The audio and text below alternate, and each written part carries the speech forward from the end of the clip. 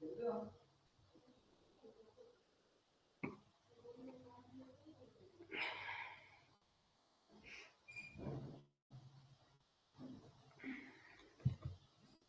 Everyone, good morning to all. Welcome to fill up form. आगे बढ़ने से पहले मैं आपको बता देना चाहती हूँ, हमारा व्हाट्सएप ग्रुप है, टेलीग्राम ग्रुप है, इनमें से आप कहीं भी ज्वाइन नहीं हुए हैं तो हो सकते हैं। और इसके अलावा यदि आप हमारा कोर्स परचेज करते हैं तो आपको मिलते हैं पेपर 1, पेपर 2 के नोट्स, पीवाई के विद आंसर, 100+ मॉक टेस्ट। और ये हमारा कोड है, यदि आप इसको यूज करेंगे तो आपको 10% ऑफ मिलेगा। ठीक है, जल्दी से थोड़ा सा वेट कर लेते हैं। ऑफेंसेस अगेंस्ट ह्यूमन बॉडी हमने डिस्कस किया था, कल्पेबल होमिसाइड एंड आपका मर्डर में डिफरेंस देखा था, काफी डिटेल में ये सब चीजें देखी थी, एक्सेप्शंस भी देखी थी। फिर हमने देखा था डॉरी डेथ। ठीक है, this crime that is committed against a lady. ठीक है, और डॉरी क्या होती है? कोई भी वैल्यूएबल सिक्योरिटी और कोई प्रॉपर्टी। ठीक है, तो जो कि at the time of marriage जो है वो गिवन एंड टेकिंग किया जाता है, मतलब लेन देन जो किया जाता है। ठीक है, वन पार्टी दूसरी पार्टी से कुछ ले रही है, दे रही है, और उसके पेरेंट्स ले दे रहे हैं, या तो आइदर पार्टी, मतलब कोई भी पार्टी हो सकती है। ठीक है, वो आपस में लेन देन कर रहे हैं। किस ओकेजन में? या तो मैरिज के टाइम में, या बिफोर मैरिज में, या आफ्टर मैरिज में। ठीक है, तो इन 3 ओकेजन पर फिर हमने डिस्कस किया था कि जो हमारा सेक्शन 304 है वो बात करता है डॉरी डेथ के बारे में। और मीन की डॉरी डेथ में क्या क्या चीजें आती हैं? एक महिला की, एक वुमेन की डेथ डेथ जो हुई है वो या तो जलने से हुई है, बर्न से हुई है, या तो फिजिकल इंजरी हुई है उसको, और इंजरी इतनी मतलब ऐसी ऐसी हुई है जो कि नॉर्मल सर्कमस्टांसेस के अदरवाइज। ठीक है, और जो उसकी डेथ होनी चाहिए वो with in 7 year of her marriage होनी चाहिए। ठीक है, और उसको हरास किया गया होना चाहिए, मतलब उस डेथ से पहले जो है वो किसी ने किसी से बोला हो कि मेरे से डिमांड करते हैं डॉरी की, मेरे साथ मारपीट करते हैं, ये सब जो है उसने कहा। ठीक है, फिर हमने ये केस देखा था, काफी इंपॉर्टेंट केस है, इसमें गाइडलाइन दी थी, इंग्रेडिएंट बताए थे सुप्रीम कोर्ट के द्वारा कि डॉरी डेथ के क्या कुछ इंग्रेडिएंट रहते हैं। ठीक है, आपका Kamesh Panjiyar versus state of Bihar का केस है 2005 का। यहाँ पर सुप्रीम कोर्ट ने कहा कि की इंग्रेडिएंट क्या है डॉरी डेथ के, तो सेक्शन 304 बी आईपीसी में बोला गया है कि एक वुमन की डेथ होनी चाहिए, और वो डेथ क्या रीजन होना चाहिए? मतलब या तो उसकी जलने से मौत हुई है, या तो उसको फिजिकल इंजरी कोई हुई है जो कि अनयूजुअल इवेंट के, मतलब आपको साफ ही दिखाई दे रहा है कि इस तरह, मतलब कोई नेचुरल डेथ ना होकर उसकी अनयूजुअल इवेंट में उसकी डेथ हुई, असामान्य घटना से जो है वो उसकी डेथ हुई। ठीक है, फिर हमने देखा था कि उसकी डेथ जो है वो first 7 year of her marriage होनी चाहिए, मतलब जब से शादी हुई उसके 7 सालों के अंदर उसकी डेथ होनी चाहिए। फिर या तो हस्बैंड के द्वारा या उसके रिलेटिव के द्वारा उसके साथ क्रुएलिटी की जा रही हो, डिमांड की जा रही हो डॉरी की, उसने पहले से किसी से कहा हो कि मेरे से डॉरी की डिमांड करते हैं, ये सब हमने डिस्कस किया था। ठीक है, ओके, अब थोड़ा सा वेट कर लेते हैं, कोई आना चाहे और तो आ सकते हैं, क्योंकि अब हम नया टॉपिक डिस्कस करने जा रहे हैं। और योगिता जी गुड मॉर्निंग, मोहम्मद जी good morning, Rekha ji good morning, Brijesh जी गुड मॉर्निंग। ठीक है, बाकी कौन कौन आया है? 9 स्टूडेंट है, जल्दी से बताओ। ललिता जी आ गए? अभिजीत जी?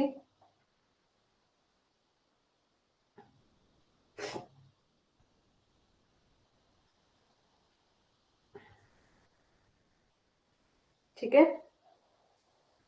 जल्दी से बताओ। हर्ट है आपका सेक्शन 319 से लेकर 338 तक। ठीक है, हर्ट क्या होता है? हर्ट होता है कोई भी आपको चोट लग रही है। ठीक है, चाहे वो सिंपल हर्ट भी हो सकता है और आपका ग्रीवियस हर्ट भी हो सकता है। ठीक है, अ, स्वर्णा जी हेलो, हाँ जी, गुड मॉर्निंग स्वर्णा जी, ललिता जी गुड मॉर्निंग। ठीक है, अभिजीत जी और दीपमाला जी, जो हमारे रेगुलर वाले स्टूडेंट है, अभिजीत जी, दीपमाला जी, सभी आ गए हैं। ठीक है, तो हर्ट हर्ट क्या होता है? जब आपको चोट पहुंचाई जा रही है, चाहे वो सिंपल हर्ट हो सकता है और ग्रेवियस, मतलब आपको इस तरह से इंजरी की गई जो कि बहुत खतरनाक थी, एक स्टेप एक आगे चला जाता तो आपकी डेथ हो जाती, वो आता है आपका ग्रीवियस हार्ट में। सिंपल, बिल्कुल सिंपल, थोड़ी सी चोट लगी किसको, ठीक है, तो वो आता है सिंपल में। स्टार्ट कर लेते हैं अभी, है ना। चलो, 5 मिनट भी हो गए, थोड़ा सा रिवाइज भी हो गया, अब स्टार्ट करते हैं। और एक तो बातें और बोलनी थी, आप सभी फॉर्म फिल कर लेना, ठीक है, 15-20 के आसपास जो है वो फिल कर लेना। साथ ही साथ उसके लिए जो आप किसी भी रिजर्व कैटेगरी में यदि आते हैं, ठीक है, चाहे ओबीसी है, एससी एसटी है, तो उसके लिए स्टेट का सर्टिफिकेट नहीं लग रहा है, सेंटर का मांग रहे हैं, ठीक है। तो ये ध्यान में रखिएगा, यदि आप स्टेट का ही जो सर्टिफिकेट होता है ना, जो आप ऑनलाइन बनाते हो, और ठीक है, तो यदि आप स्टेट का ही लगा रहे हो, ठीक है, तो आपको रिजर्वेशन नहीं मिलेगी। आपका फॉर्म, मतलब आपका फॉर्म तो रहेगा, ठीक है, लेकिन आपको रिजर्वेशन नहीं मिलेगी, अनरिजर्व में आप जो है वो रखे जाएंगे। लेकिन आपकी कोई रिजर्व कैटेगरी है तो आपको सेंट्रल लिस्ट से जो है वो सर्टिफिकेट बनाना पड़ेगा। अब वो कैसे बनता है, किसी को पता करना हो तो मैं उनको बता देना चाहती हूँ। पहले आप स्टेट का सर्टिफिकेट बनाएंगे, ठीक है, उसके बाद तहसील में जाकर एक फॉर्म, एक एप्लीकेशन फॉर्म मिलता है, उसको फिल करो। अपना आधार कार्ड वगैरह और जो भी डॉक्यूमेंट उनको चाहिए, ठीक है, वो आप अटैच कर दो साथ में, और 1-2 दिन में वो बन जाएगा, ठीक है। लेकिन पहले उसके लिए भी स्टेट का होना जरूरी है, ठीक है।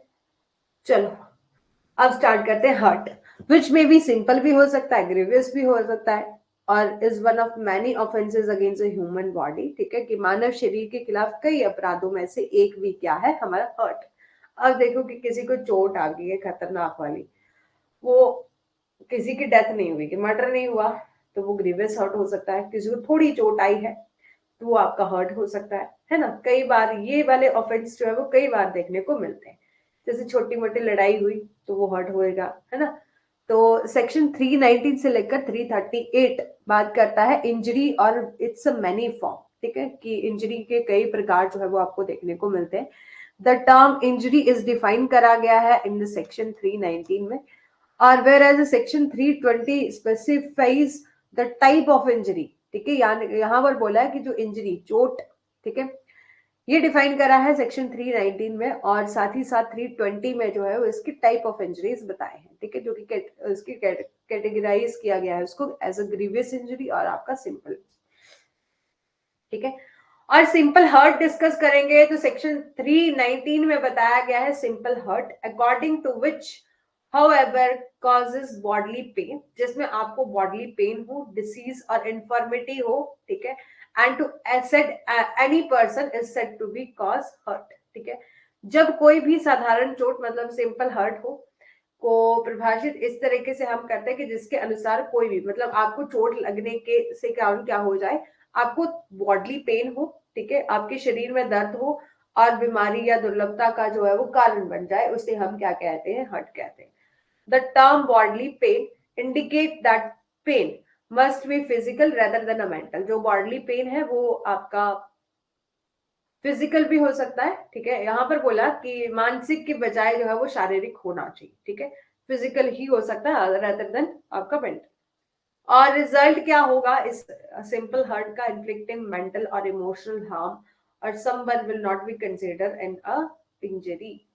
इंपॉर्टेंट चीज याद रखनी है कि जो हमारा सेक्शन 319 में हर्ट बताया गया है, सिंपल हर्ट, ठीक है, पहला इंपॉर्टेंट चीज याद रखनी है आपको सिंपल हर्ट के लिए कि बॉडली पेन होना चाहिए, बॉडली पेन होना चाहिए। सेकंड, उसकी उस बॉडली पेन की वजह से आपको थोड़े टाइम के लिए बीमार रहना पड़े, जैसे डिसीज हो गई आपको, ठीक है, काफी टाइम तक आपको बेड रेस्ट में रहना पड़ा, ठीक है, और उसको भी हम फर्दर कैटेगरीज देखेंगे कि किस तरह से हम ग्रीवियस हर्ट डिस्कस करते हैं कि कितने टाइम तक आपको बेड रेस्ट रहना पड़ा, वो आपका ग्रीवियस हर्ट में आएगा, ठीक है। लेकिन इसके लिए सिंपल ये याद रखो कि सबसे पहले क्या होना चाहिए, बॉडली पेन होना चाहिए, प्लस इंजरी कैसी होनी चाहिए, फिजिकल इंजरी होनी चाहिए, मेंटल नहीं होनी चाहिए। मेंटल जो है वो आपकी सिंपल हर्ट में नहीं आती, क्योंकि बोला है कि जो मेंटल और इमोशनल हार्म किसी पर्सन को होता है उसको कंसीडर नहीं किया जाता इंजरी अंडर सेक्शन 319 में, ठीक है। और however there is no requirement that a victim suffer any visible injury in order to fall under the clause, ठीक है। हालांकि इस क्लॉज के अंडर आने के लिए यह आवश्यक नहीं है कि पीड़ित को कोई दिखाई देने वाली चोट लगी हो। कि कभी कभी क्या होता है ना कि जैसे किसी की थोड़ी बहुत लड़ाई हुई तो सामने से आपको नहीं दिख रहा है कि यहाँ पर जो है कुछ चोट आई, जैसे कहते हैं ना गुम चोट टाइप की, आपकी कुछ ऐसी चोट है यदि वो विजिबल नहीं है, ठीक है। तो यहाँ पर बोला कि पीड़ित को कोई भी दिखाई देने वाली चोट लगी हो, ठीक है। ये आपका आवश्यक नहीं है कि आपको वैसे भी चोट लग सकती है, हड्डी वगैरह भी फ्रैक्चर हो सकती है, ये सब आपका मतलब थोड़ा बिल्कुल आपको थोड़ा सा बॉडली पेन हो, ठीक है, और जिसकी वजह से आप कुछ टाइम के लिए बीमार रहे, ठीक है, यानी कि आपका बॉडी जो है वो थोड़े से डिस्कम्फर्ट जोन में जो है चली जाए, ठीक है, या बीमारी हो जाए या थोड़ा सा डिसेबिलिटी हो जाए, वो आपका इसमें आता है सिंपल हर्ट में। इसके अलावा वो ग्रीवियस हर्ट में आएगा यदि किसी को बहुत ज्यादा चोट लगी है तो। anyone who cause a bodily discomfort, ठीक है, sickness, disability to another person is considered inflict injury according to the section 319 of Indian Penal Code। अब देखो कि सबसे पहले इंसेंशियल इंग्रेडिएंट क्या है, बॉडली पेन होना चाहिए, डिसीज होना चाहिए, इनफॉर्मिटी होनी चाहिए, मस्ट बी इन्फ्लेक्टेड, कि शारीरिक दर्द, बीमारी या दुर्लभता को चोट जो है वो पहुंचाई जानी चाहिए। सबसे पहले बोला कि बॉडली पेन होना चाहिए। बॉडली पेन एक टाइप ऑफ हार्म ठीक है। जब भी आपकी बॉडी में शारीरिक मतलब आपको कहीं चोट लग जाए तो आपको दर्द होता है ना, तो वही बात करी गई कि बॉडली पेन क्या है, is a type of harm with the exception of minor harm for which no one would object. यहां पर बोला जो शारीरिक दर्द है वो मामूली नुकसान के अखबार के साथ एक प्रकार का नुकसान है, ठीक है, जिसके लिए कोई भी आपत्ति नहीं करेगा, और ठीक है, और किसी को सुई जैसी नुकीली वस्तु चुभाना, किसी के चेहरे पर ऐसे मार देना, ठीक है, किसी के बाल खींचना जिससे शारीरिक दर्द हो, ये सब आपके क्या है, एग्जाम्पल है, ठीक है, ये सब आपके क्या है, एग्जाम्पल है बॉडली पेन कि आपकी बॉडी में जो है वो दर्द हो रहा है, पेन हो रहा है, ठीक है। और इससे कोई फर्क नहीं पड़ता कि दुख कितने समय तक था, ठीक है, कितने समय तक था, और जब किसी भी आपके शरीर के अंग को नियमित रूप से काम करने में असमर्थ होता है तो यह दुर्लभता के रूप में संदर्भित किया जाता है। मतलब बोला है कि इससे कोई फर्क नहीं पड़ता कि कितने टाइम तक, कि आपको जब चोट लगी तो आपको 3 डेज तक दर्द रहा, 4 डेज तक रहा, या कुछ सेकंड कुछ मिनट के लिए रहा, ठीक है, इससे कोई फर्क नहीं पड़ता, ये सब आपके सिंपल हर्ट में आते हैं। बोला it make no difference how long suffer long, ठीक है। और when any body organ is unable, जब भी आपके शरीर का कोई भी ऑर्गन जो है अनेबल हो जाए, मतलब आपको जो है वो थोड़ा सा चोट के कारण जो है आप कुछ टाइम के लिए काम नहीं कर पाए, टू ऑपरेट रेगुलरली और is refer to the infirmity, जो आपका दुर्लभता को बताता है, ठीक है। और ये क्षण भर के लिए भी हो सकता है और आपका लॉन्ग टाइम के लिए भी हो सकता है, ठीक है। ये सब आपका सिंपल हर्ट में आएगा। अब है नेक्स्ट बताया कि it must be result of accused one will और एनी फ्री विल, यह अभियुक्त की अपनी इच्छा का परिणाम होना चाहिए, ठीक है। और यहां पर बोला द अक्यूज्ड इन मारना गॉर्डन वर्सेस नॉन 1940 का एक केस है जिसमें ये बोला था कि वांटेड मनी फ्रॉम डिसीज, की इस मामले में जो आरोपी था, एक्यूज था, तो वो जो जिसकी डेथ होगी ना उससे पैसा मांगना चाहता था, पैसा चाहता था, और जो कि उस पर बकाया था, ठीक है, जो कि इसने मतलब पहले से उसने कोई उधार लिया हो और वो अपने उधार का ही जो है वो चाहता था, ठीक है, ऐसा नहीं है कि वो जब वो जोर जबरदस्ती मांग रहा है, वो अपने ही पैसे को मांग रहा था, ठीक है। और यहाँ पर डिसीज ने कहा, डिसीज स्टेटेड दैट वुड पे लेटर, यहाँ पर डिसीज ने कहा कि मैं थोड़े टाइम के बाद भुगतान कर दूंगा, ठीक है। और accuse then kicked him in the, ठीक है, यहाँ पर बोला कि उसके बाद आरोपी ने अब उसके पेट पर लात मार दी, मतलब उसको गुस्सा आया होगा, उसने जो है वो उसे चोट पहुंचा दी, जिससे क्या हो गया, वो पर्सन जो है वो गिर गया और उसकी वहीं पर मौत हो गई, ठीक है। और आरोपी को शारीरिक नुकसान पहुंचाने का यहाँ पर दोषी माना गया क्योंकि इस बात का कोई सबूत नहीं था, क्योंकि उसकी इंटेंशन नहीं थी, जब इंटेंशन नहीं होगी, ठीक है, कोई इंटेंशन नहीं थी कि वो उसको मारना चाहता है, ठीक है, क्योंकि उसका इरादा यहाँ पर नहीं था और वह समझता था कि पेट, और उसको इतना ज्यादा नॉलेज भी नहीं था कि सिर्फ मैं इसको किक करूंगा, मतलब उसके पेट पर लात मारूंगा तो उसका जीवन ही चला जाएगा, ठीक है। और ना ही कि वह समझता था कि पेट पर लात मारने से जीवन खतरे में पड़ जाएगा, इसलिए उसको जो है वो किसके लिए दोषी पाया गया, बॉडली हार्म के लिए जो है वो दोषी पाया गया, ठीक है। अब ग्रीवियस हर्ट है अपना नेक्स्ट, ठीक है। अब आपका सिंपल हर्ट हो गया 319 में, उसमें हमने क्या डिस्कस किया कि बॉडली इंजरी होनी चाहिए, बॉडली पेन होना चाहिए, इससे कोई फर्क नहीं पड़ता कि कितने टाइम के लिए था कितने टाइम के लिए नहीं था। हाँ, कि आपको जैसे बहुत ज्यादा जैसे हड्डी वगैरह फ्रैक्चर होना या और इससे थोड़ा सा कम मतलब दर्द होना चाहिए, बॉडली पेन होना चाहिए, ठीक है। और अब है आपका ग्रीवियस हर्ट। हाँ बिल्कुल बिल्कुल, does not include the mental and emotional injury, no visible injury require, an organ is unable, sorry, ठीक है। पेन इन्फर्मिटी में बी अ शॉर्ट टाइम और अ लॉन्ग टाइम, यस, ठीक है। अब देखो कि ग्रीवियस हार्ट सेक्शन 320 में बताया गया है ग्रीवियस हार्ट, और सभी की साइड में जो है वो नेटवर्क प्रॉब्लम है।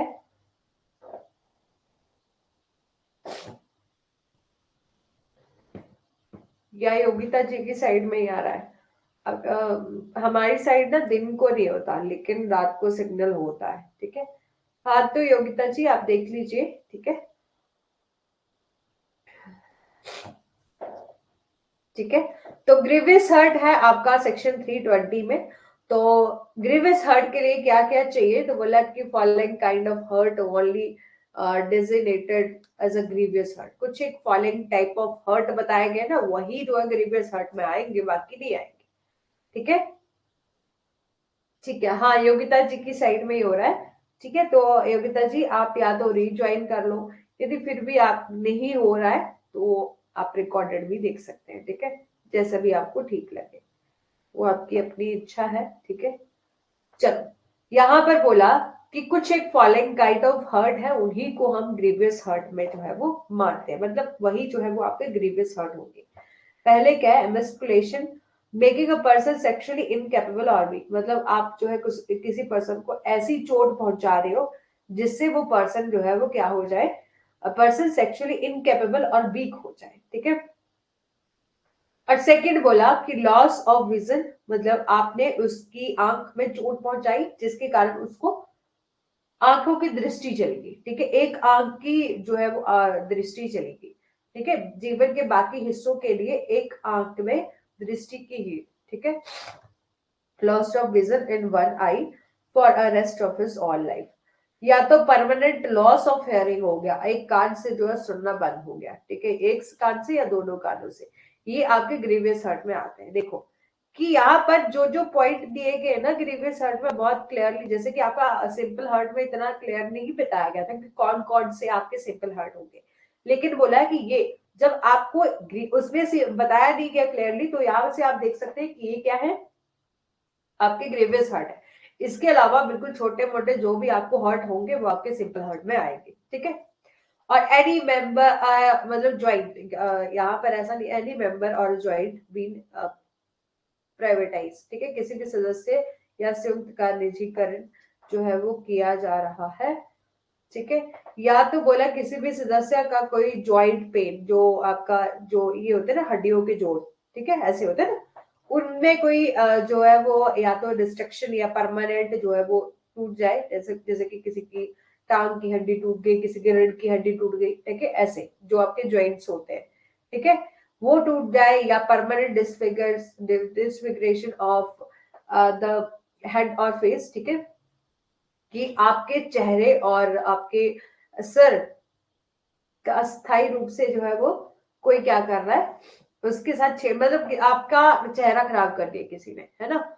और फ्रैक्चर और डिसलोकेशन ऑफ बोन और टूथ, ठीक है, वही बात की दांत का टूट जाना या दांत हड्डी या दांत का फ्रैक्चर या अस्वस्थता किसी भी तरीके से, वो आपका ग्रीवियस हर्ट में।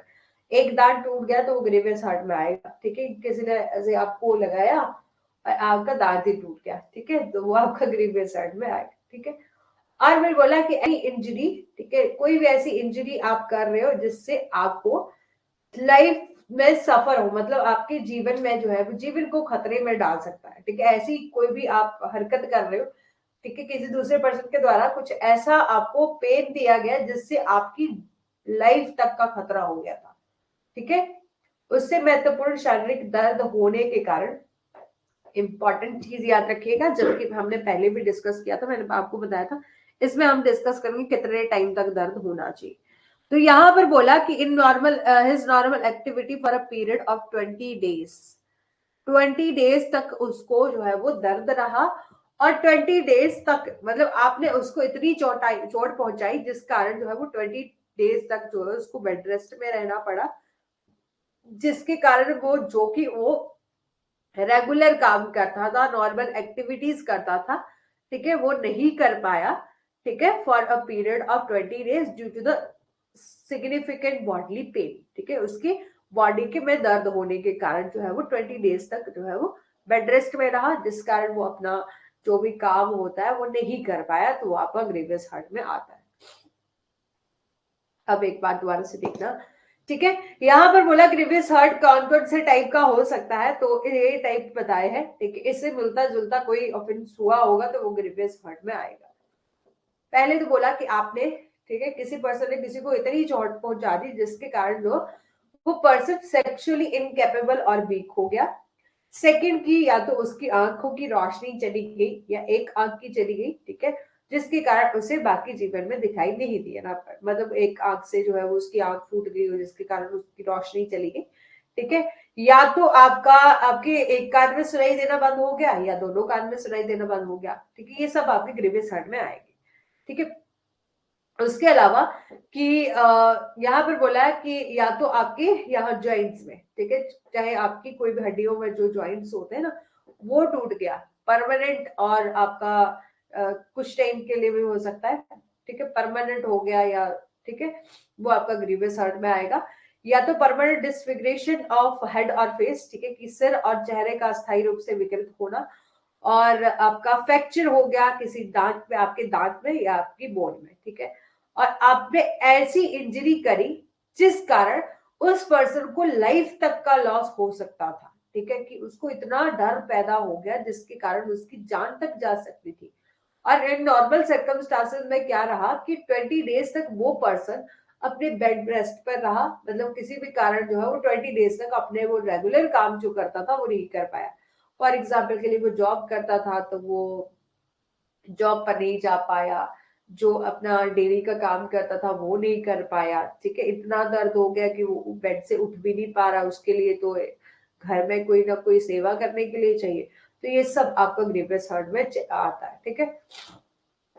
अब आपका है वॉलेंटरली कॉजिंग हर्ट, सेक्शन 321। अब मेरे को ये बताओ कि जितना अभी तक किया उतना समझ आ गया, ठीक है, जितना अभी समझ किया जितना समझ आ गया। एक्चुअली थोड़ी सी तबीयत मेरी ठीक नहीं चल रही है, उसकी वजह से मेरे को वीडियो भी ऑफ करना पड़ रहा है, और मुझे नहीं पता कि आपको मेरी आवाज अच्छे से आ रही है, समझ आ रहा है नहीं आ रहा है, वो भी मेरे को नहीं पता, ठीक है। चलो, वॉलेंटरी कॉजिंग हर्ट, ठीक है, तो सेक्शन 321 में दिया गया है, सेक्शन 319 में सिंपल हर्ट, सेक्शन 320 में ग्रेवियस हर्ट, 321 में आपका वॉलेंटरी कॉजिंग हर्ट बताया गया है, ठीक है। एज पर सेक्शन 321 में बोला गया है कि एनीवन, कोई पर्सन जो है वो आपका क्या करे, वॉलेंटरी क्या करे खुद से, वो उसको ऐसा नहीं है कि वो उससे गलती से किसी को हर्ट हो गया, हो सकता है ना कभी कभी चोट जो है वो गलती से भी लग जाती ना, उस पर्सन ने स्वेच्छा से उसको चोट पहुंचाई है, वो तो बड़े दिनों का देख रहा था कि मेरे को क्या करना है, उस पर्सन को चोट पहुंचानी है, ठीक है, तो वो होता है voluntarily causing hurt. Anyone who does anything with the intent on inflicting harm to another person, ठीक है, कि कोई भी व्यक्ति जो है वो क्या करता है खुद से, मतलब उसका इरादा है शुरू से ही कि उसको दूसरे पर्सन को नुकसान पहुंचाना है, और इस इरादे से जो है वो क्या करता है, उस व्यक्ति को चोट पहुंचाने की कोशिश करता है। एक अन्य व्यक्ति को नुकसान पहुंचने के इरादे से कुछ भी करता है और ऐसा करने में वो सफल रहता है तो उसे हम वॉलंटरी कॉजिंग हर्ट कहेंगे। और such an act must have been committed, ठीक है, ये और इस तरह का एक्ट जो है वो कमिट किया जाना चाहिए। और किस इंटेंशन से, कि उसको कॉजिंग हार्म हार्म करना है, ठीक है, इस इंटेंशन से कि उसको किसी दूसरे पर्सन को हार्म पहुंचाना, नुकसान पहुंचाना है, ठीक है। और किसी को नुकसान पहुंचने का इरादा है, ठीक है, with the intent to causing harm to anyone. और ये सेक्शन आपका सेक्शन 321 में क्या बताया, यदि कोई पर्सन वॉलंटरली कॉजिंग हर्ट करे, ठीक है, यानी कि उसकी बहुत दिनों से ऐसा नहीं है कि उसको गलती से चोट लगी है ना, उसने तो पहले से ही मतलब पूरा इरादा था उसका कि एक बार वो मिल जाए, मैं उसको ऐसा दिखाऊंगा नजारा कि उसने मेरी इतनी बेइज्जती करी थी ना उस टाइम, फिर मैं बताऊंगा, है ना, ये एग्जांपल दे रही हूँ टेस्ट, ठीक है। तो एक पर्सन जो कि वॉलंटरी ऐसा करता है, उस पर्सन को सजा हो सकती है कितनी, अंडर किस सेक्शन में जाकर होगी, आपकी 323 में होगी। यानी कि 321 में आपका वॉलंटरी कॉजिंग हर्ट दिया गया और उसकी पनिशमेंट कहाँ दी है, 323 में दी है, जिसमें बोला है कि आइदर 1 ईयर आपको इम्प्रिजनमेंट हो सकती है, या तो आपको 1000 का फाइन हो सकता है, या तो बहुत हो सकते हैं। और ये आपका नॉन कॉग्निजेबल है, बेलेबल है, कंपाउंडेबल है and magistrate can try it, ठीक है। अब देखिए कि आपका section 334 and grievous hurt on provocation, ठीक है, कि आपका हर्ट ऑन प्रोवोकेशन और ग्रीवियस हर्ट ऑन प्रोवोकेशन, ये क्या मतलब होता है कि उकसावे में चोट और गंभीर चोट का क्या अर्थ है। अब सेक्शन 334 में डिस्क्राइब किया है circumstances in which harm is produced as a result of provocation, ठीक है, कि उन परिस्थितियों का यहाँ पर वर्णन किया गया है जिसमें उकसावे के कारण नुकसान, परिणाम स्वरूप नुकसान होता है।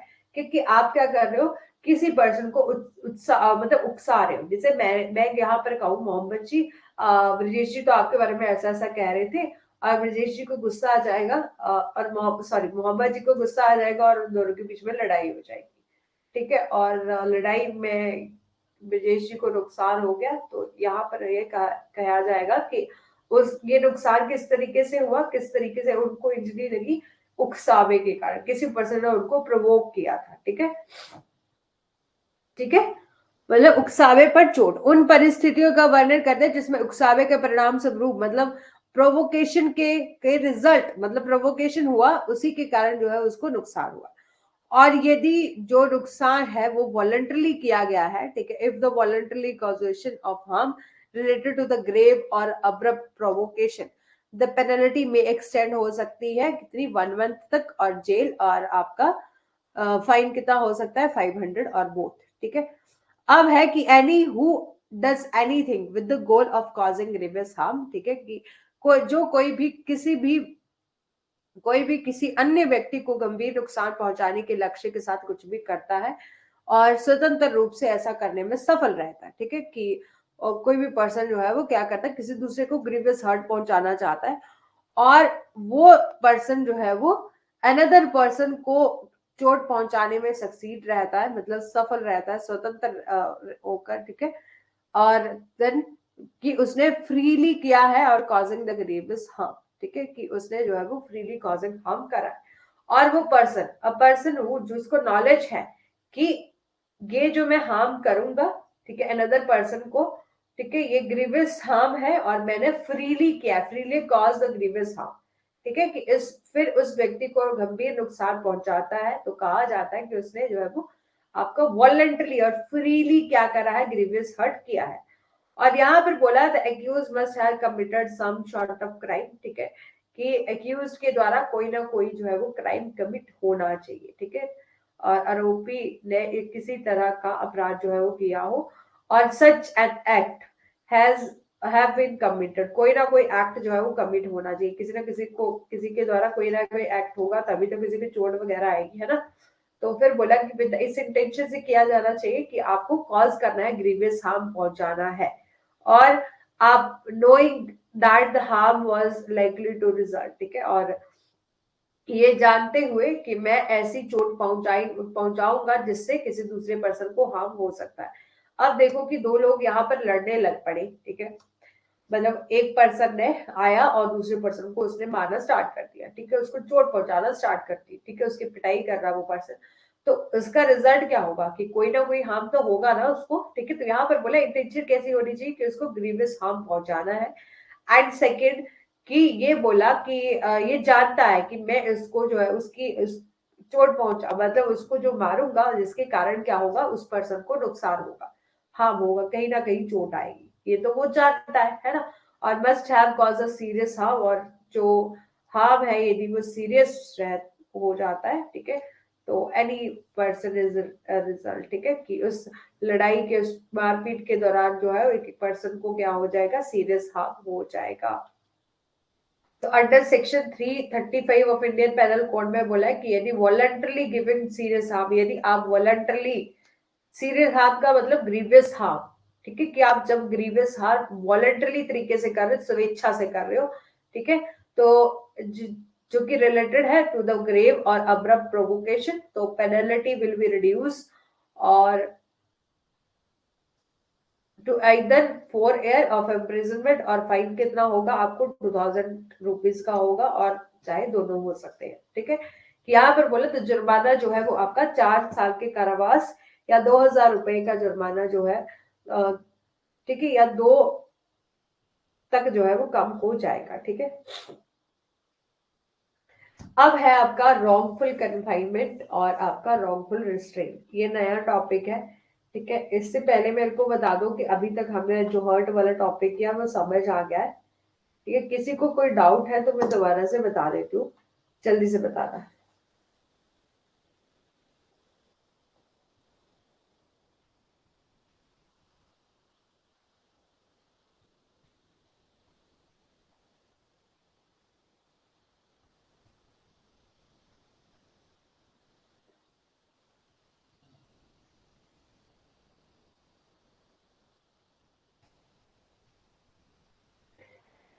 जल्दी से बताओ।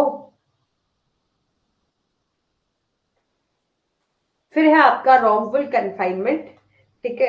एक तो रॉन्गफुल कन्फाइनमेंट होता है, दूसरा होता है रॉन्गफुल रिस्ट्रेन।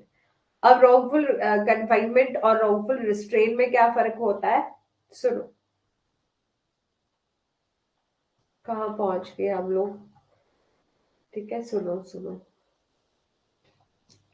अब रॉन्गफुल कन्फाइनमेंट होता है जब आपको चारों तरफ से जो है वो कन्फाइन करके रखा जा रहा है, और रेस्ट्रेन का क्या मतलब होता है कि आपको एक साइड से रोका जा रहा है, अब बाकी साइड से जाने के लिए फ्री है, ठीक है।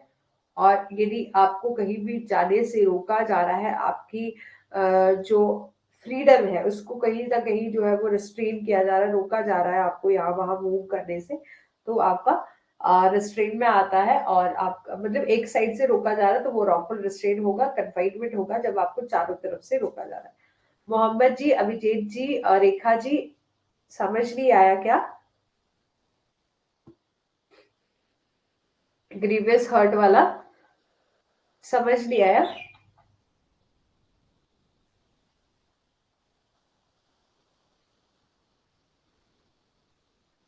क्या दोबारा से रिपीट करवाने की जरूरत है? तो बता दो जल्दी से, बता नहीं रहे हो। ऑडियो वीडियो तो ठीक आ रही है।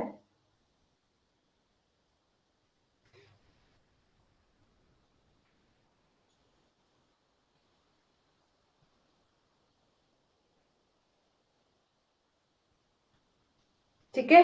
तो आपका रॉन्गफुल कन्फाइनमेंट सेक्शन 340 में ऑफ इंडियन पेनल कोड में बताया गया कि however wrongfully restrain any person in such a manner to prevent that person from proceeding beyond circum circumstances limits is said to wrongful confinement that person, ठीक है। यहाँ पर बोला कि आप जब किसी को गलत तरीके से रोकते हो, किसी व्यक्ति को इस तरह से रोका जाता है जो कि उस व्यक्ति की कुछ सीमाओं से परे जाने से जो है रोका जा रहा है, तो उस व्यक्ति को हम क्या कहते हैं कि यहाँ पर उस पर्सन को रॉन्गफुली कन्फाइंड करा गया है, ठीक है। और एक एग्जाम्पल भी दिया है। क्या हो गया, रेखा बोलो। सुनो, ए मूव जेड, ठीक है, ए जो है वो जेड को एक दीवार वाले स्थान पर ले जाता है, ठीक है, और वहां उसको बंद कर देता है, और नतीजे जेड उस किसी भी दिशा में दीवार को की जो सर्कमस्क्राइबिंग लाइन है उससे आगे बढ़ने में असमर्थ है। तो यहाँ पर जेड को ए के द्वारा जो है वो गलत तरीके से कैद किया गया, यहाँ पर उसको जो है वो कन्फाइन करा गया है।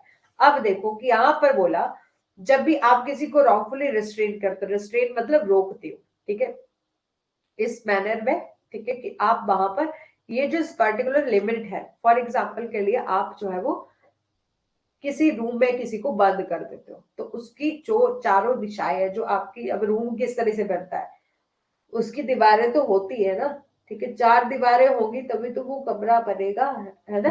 तो उस आपको जो है वहां से मतलब इस लिमिट से बाहर जाने से रोका जाता है, ठीक है। तो यह माना जाएगा कि यहाँ पर एक पर्सन ने दूसरे पर्सन को क्या करके रखा है, रिस्ट्रेन करके रखा है, रॉन्गफुल कन्फाइनमेंट करके रखा है। रेस्ट्रेन का क्या मतलब होता है कि आप एक साइड से रोक रहे हो, और कन्फाइनमेंट का मतलब होता है कि आप चारों दिशाओं से रोक, ठीक है, ठीक है। यहाँ पर हमने एग्जाम्पल भी देखा कि ए जो है क्या करता है, जेड को एक, यहाँ पर जेड है, जेड को वो इस स्थान पर लाकर बंद कर देता है जहां पर जेड किसी भी दिशा में, जेड यहाँ भी नहीं जा सकता, यहाँ भी नहीं जा सकता, यहाँ भी नहीं जा सकता, यहाँ भी नहीं जा सकता, ठीक है। तो जेड किसी भी दिशा में जाने में असमर्थ है, और यहाँ पर ए ने जेड को जो है वो गलत तरीके से रॉन्गफुल कन्फाइनमेंट करा है, ठीक है। तो इतना ही इंपॉर्टेंट चीजें याद रखती है आपको। असेंशियल इंग्रेडिएंट क्या है, अनलॉफुल रिस्ट्रेन किया गया होना चाहिए किसी पर्सन को, और रिस्ट्रेन का एम क्या होना चाहिए कि आपको प्रिवेंट करना है from going the beyond specific circumstances, आपको स्पेसिफिक सर्कमस्टांसेस, ये पर्टिकुलर गोला बना दिया है तो इस गोले के आप बाहर नहीं जाओगे, ठीक है। और he has a legal right to go, जहां पर एक पर्सन का लीगल राइट था जाने का। अब ऐसा नहीं है, सुनो, कि कभी ऐसा हो कि ये ना एक जैसे कुछ ऐसा एरिया है जहां पर गवर्नमेंट के द्वारा जो है वो बैन किया हुआ है कि यहाँ पर खतरा है और आप नहीं जाओगे, ठीक है। तो यहाँ पर लॉ के द्वारा आपको प्रोहिबिट किया है ना, कि आपको फॉरवर्ड किया है कि आप यहाँ पर नहीं जाओगे। तो बोले ऐसा नहीं है कि आप किसी ऐसे पर्सन को जाने से रोक रहे हो जहां पर उसका जाने का राइट है, ठीक है, जहां पर उसका जाने का राइट है आप वहां से रोक रहे हो, तो ये रॉन्गफुल कन्फाइनमेंट आएगा, ठीक है। और देयर मस्ट बी कंप्लीट होना चाहिए, कंप्लीट मतलब जैसा कि अभी मैंने बताया कि बिल्कुल चारों दिशाओं से बंद कर दिया, यहाँ भी नहीं जाएगा, यहाँ भी नहीं जाएगा, यहाँ भी नहीं जाएगा, यहाँ भी नहीं जाएगा। नॉट पार्शियल रेस्ट्रेन, यदि आपको रॉन्गफुल कन्फाइनमेंट की बात करें तो यहाँ पर बिल्कुल कंप्लीट रेस्ट्रेन होना चाहिए।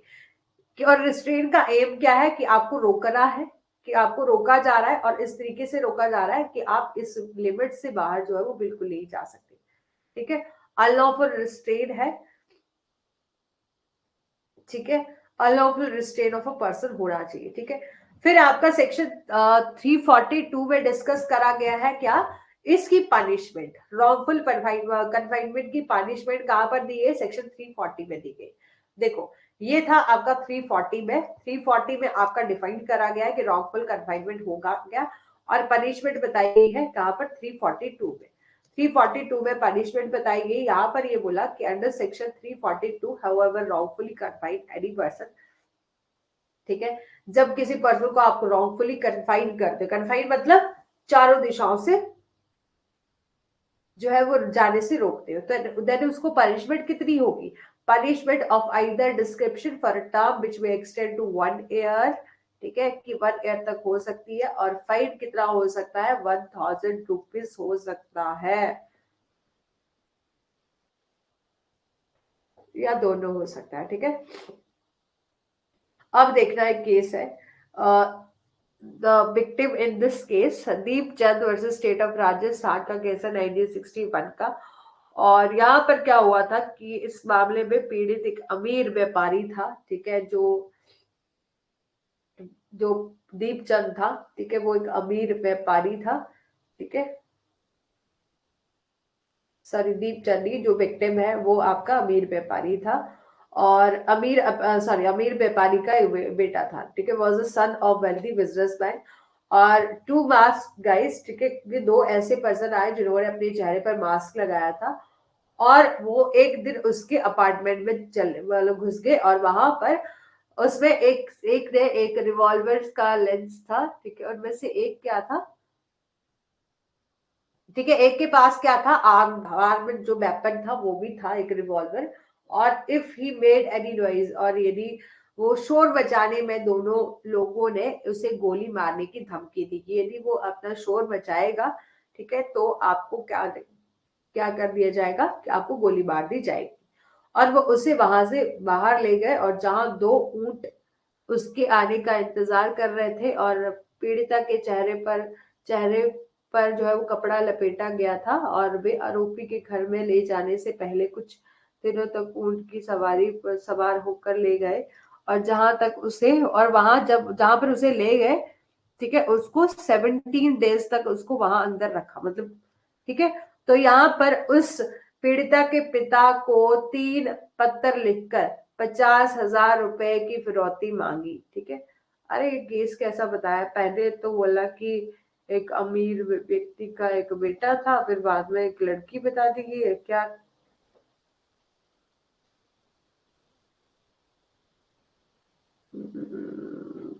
गड़बड़ है, गड़बड़।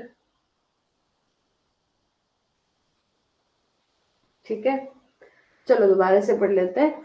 तो यहाँ पर बोला victim in the case of, क्या था, एक इस मामले में दीप चंद वर्सेस आपका स्टेट ऑफ राजस्थान 1961 में एक अमीर व्यापारी का बेटा था, ठीक है, और the son of wealthy businessman, और टू मास्क गाइज आए, वो एंटर हुए।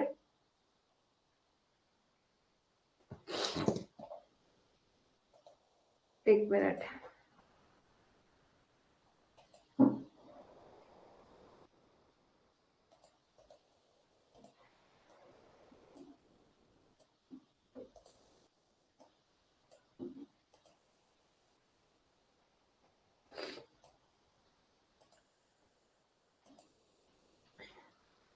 ठीक है, तो यहाँ पर क्या था कि एक जो पीड़ित है, मतलब वो पर्सन जो विक्टिम है, वो आपका क्या है, एक बिजनेसमैन का सन है, ठीक है, अमीर व्यापारी का एक बेटा था। और दो यहाँ पर मास्क गाइज एंटर हुए उस अपार्टमेंट में, और एक दिन, और उनके हाथ में क्या था, रिवॉल्वर था, और उन्होंने बोला कि यदि आप नॉइज करोगे तो हम आपको क्या कर देंगे, शूट कर देंगे। और इसी तरह से जो है वो वहां पर टू कैमल आए, ठीक है, और वो उनका वेट कर रहे थे, मतलब उसको वहां पर उससे उसके थ्रू जो है कहीं और ले जाया जा रहा था, ठीक है।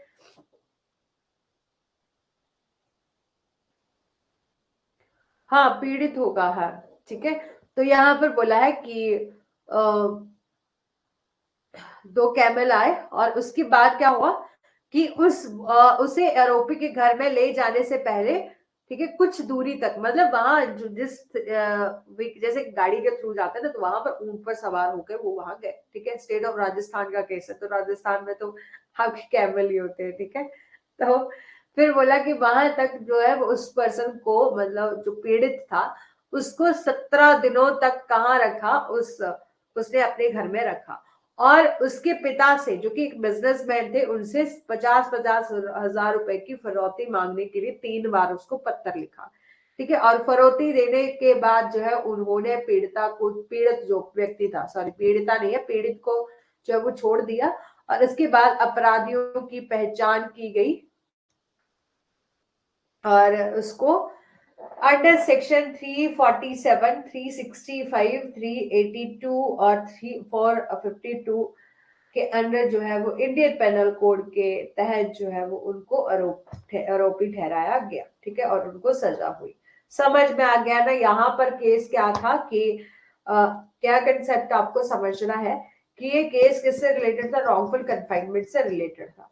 17 डेज तक उसको अपने घर में उन्होंने रखा था, और मतलब किडनैपिंग भी था इसमें, ठीक है, किडनैप करके रखा है कि आप किसी से पैसा मांग रहे हो, फिरौती मांग रहे हो, साथ ही साथ रॉन्गफुल कन्फाइनमेंट का भी केस था, ठीक है। तो यहाँ पे सब कुछ मिक्स है, ठीक है, लेकिन आपको समझना है कंसेप्ट।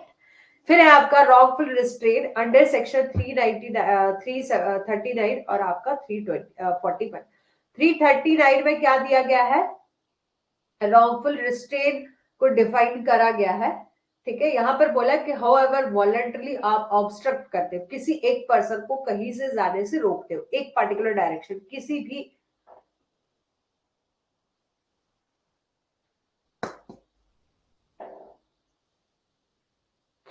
ये क्या लिख रहे हो ब्रजेश जी? सदोष।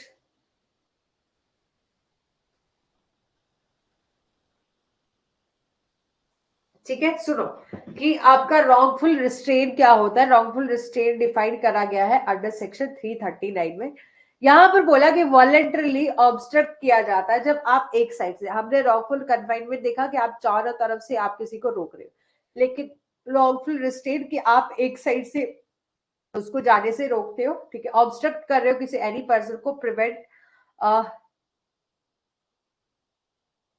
हाँ, अवरोध, अवरोध, हाँ, एक अवरोध पैदा कर रहे हो एक साइड से। ठीक है,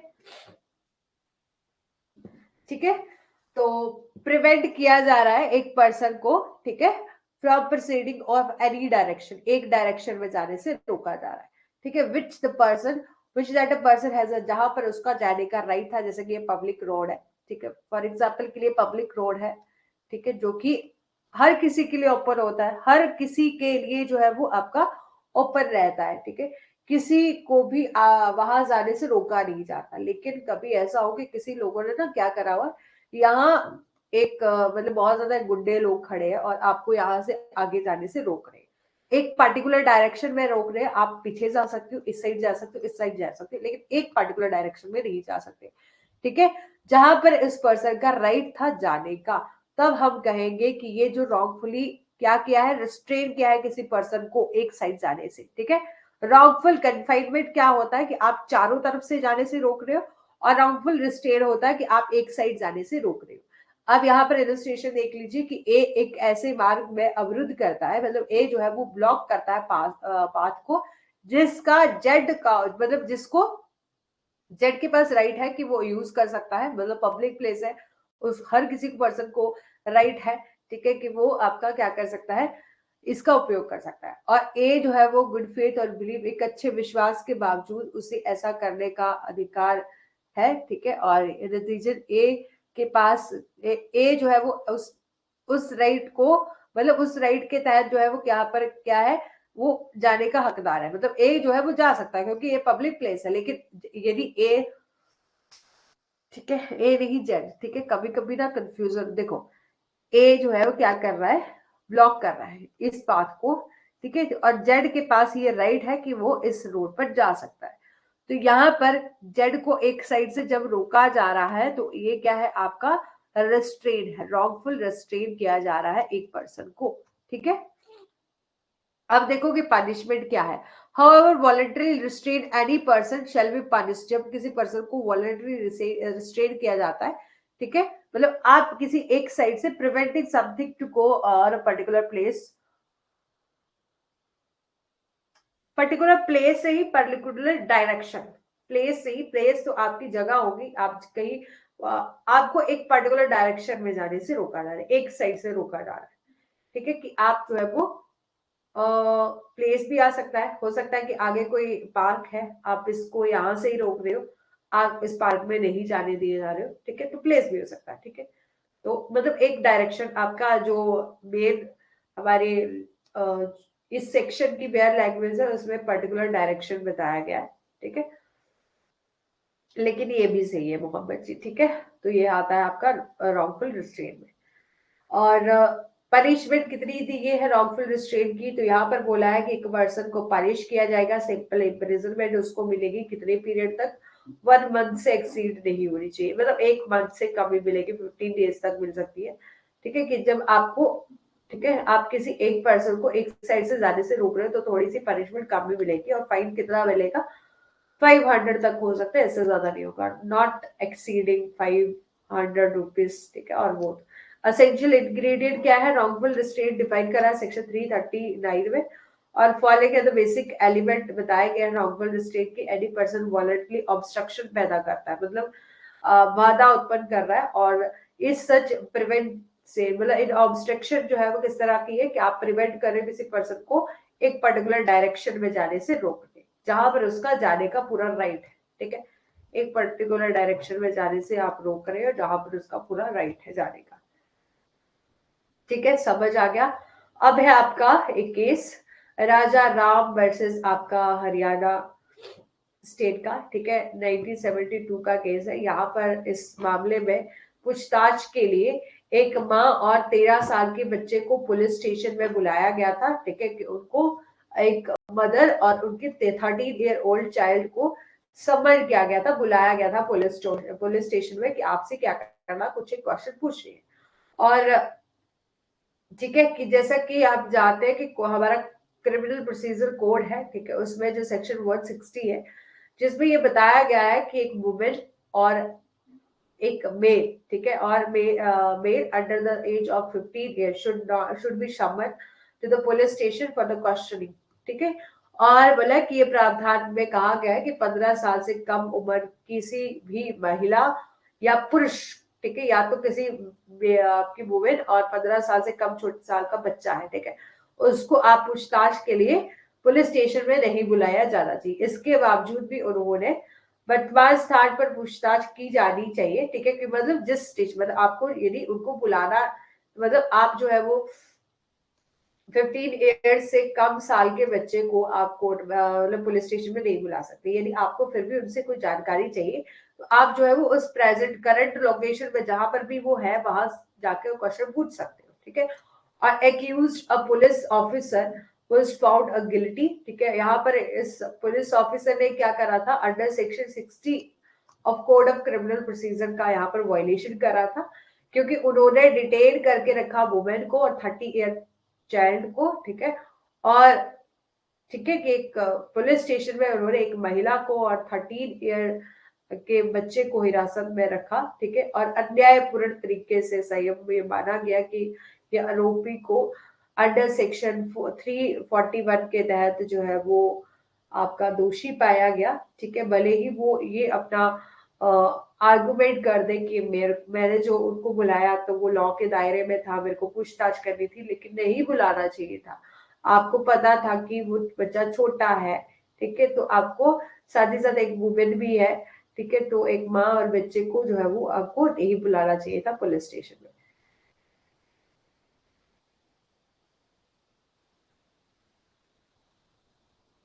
ठीक है, अब है आपका क्रिमिनल फोर्स। क्रिमिनल फोर्स क्या होता है, सेक्शन 3। दीपमाला वर्मा जी बहुत जल्दी आ जाते हो वैसे तो आप। ठीक है, अब बताओ कितना कितना समझ आ गया। रिकॉर्डेड देख लीजिएगा दीपमाला जी। ठीक है, और मोहम्मद जी, ललिता जी, अभिजीत जी, ब्रजेश जी और स्वर्णा जी, जो है बताइए मेरे को कितना समझ आ गया, कंप्लीट समझ आ गया ना। नेक्स्ट टॉपिक लगे हैं हम करने। पेम फीवर है, आ रहा है। अरे सच में बुरी हालत, पता क्या हुआ है, ये मौसम थोड़ा सा चेंज हो रहा है ना, अभी सर्दियां स्टार्ट होने वाली है, वैसे तो हुई नहीं है, लेकिन सुबह शाम जो है थोड़ी सी ठंड रह रही है, तो उस चक्कर में थोड़ा सा मौसम की वजह से बीमार हो रहे हैं। ठीक है, और मेरी भी खुद की भी बहुत बुरी हालत है, आवाज से ही पता चल रहा होगा। ठीक है,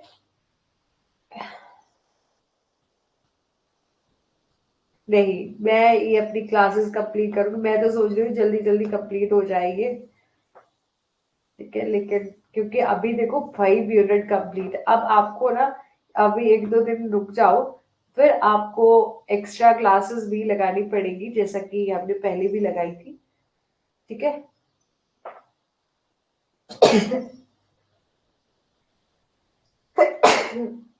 सॉरी।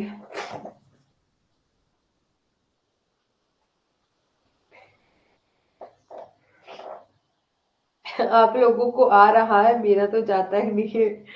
अब मैं बताऊं कि रेखा जी, यदि आपको सर्दी जुकाम कभी हो ना, तो एकदम से कभी भी, सभी को बोल रही हूँ कि एकदम से दवाई नहीं लेनी चाहिए। ठीक है, अच्छे से हो जाए, तब आपको फिर भी नहीं जा रहा है तो आप जो है वो खुद से जो घरेलू नुस्खे है, आपके नुस्खे है ना, ठीक है,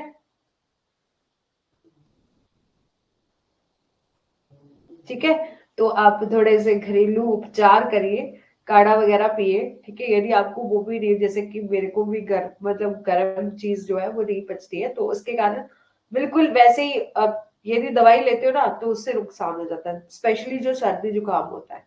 तो आप पहले थोड़ा सा घरेलू नुस्खों का यूज करें। सदाबहार नहीं है रेखा जी, कि आप क्या करते होंगे ना, आपको जब भी थोड़ा बहुत लगेगा कि आपकी आवाज भारी लग रही है, तो आपके गले में दर्द हो रहा है, तो आप दवाई ले लेते होंगे, तब ऐसे होता है। ठीक है, कभी भी आजमाना आप सभी लोग, ठीक है, एक को नहीं कह रही, सभी को बोल रही हूँ कि जब भी आप थोड़े से बीमार होते हो ना, तो दवाई मत लिया करो एकदम से। ठीक है, क्योंकि अभी तो बहुत ऐसे प्रचलन ही हो गया कि बहुत दवाइयां लेते हैं, लेकिन कोशिश करिए, ठीक है, कि एकदम से दवाई ले लिए पहले, होने दो अच्छे से, फिर भी एंड में नहीं जाएगा तब जाके दवाई लेना। पर ऐसा नहीं है कि बीमार की मतलब वैसे बुखार की बात नहीं करें, जुकाम जुकूम की बात कर रही हूँ जो आपका। अच्छा, ठीक है, ठीक है, चलो अभी पढ़ लेते हैं। ठीक है, क्रिमिनल फोर्स सेक्शन 350 में बताया गया है, अकॉर्डिंग टू द सेक्शन 350, और any one who intentionally using force. Force क्या होता है? जब आप किसी पर फोर्स यूज करते हो।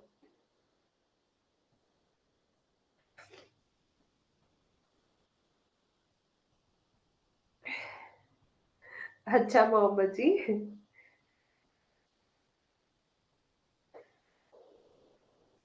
ठीक है, सुनो सुनो, अभी थोड़ा सा पढ़ लेते हैं, फिर हम अभी देखो 1 क्लास हुई है, और सो देखते हैं कि कितना हो जाए। यदि हो जाता है थोड़ा यहाँ तक विशाखा वर्सेस स्टेट, और देखो ये रेप वाले सेक्शन आएंगे, फिर किडनैपिंग है, अबडक्शन है, ठीक है, उसके बाद जो है वो हमारा कंप्लीट हो जाएगा। बहुत बुरा नहीं है, बहुत बड़ा नहीं है, ठीक है।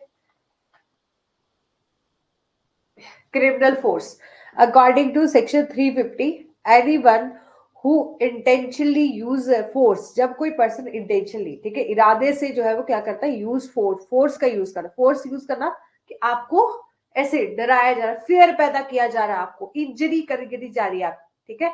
जब आप पर किसी ने आपको चोट, वैसे कोई अ, थोड़ा सा, ठीक है,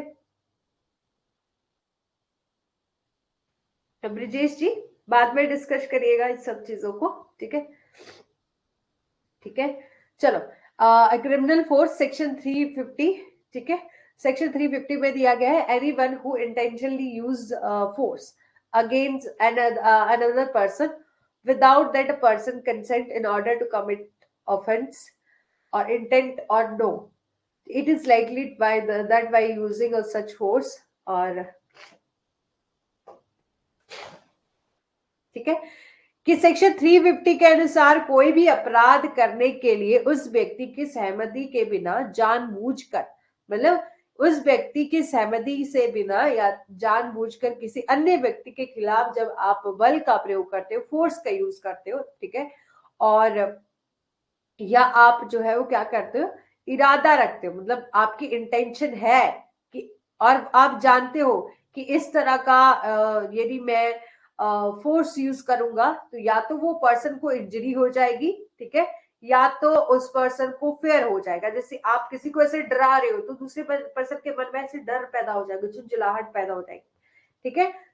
the person to whom force is applied, ठीक है, जिस पर भी जो है वो फोर्स अप्लाई की जा रही है, तो उसे उसके उस दूसरे के खिलाफ जो है वो आपराधिक बल का प्रयोग करने के लिए कहा जाता है। तो हम कहेंगे कि यहाँ पर एक पर्सन ने क्या करा है, क्रिमिनल फोर्स का यूज करा है अगेंस्ट द अदर पर्सन, वो होता है आपका क्रिमिनल फोर्स, ठीक है।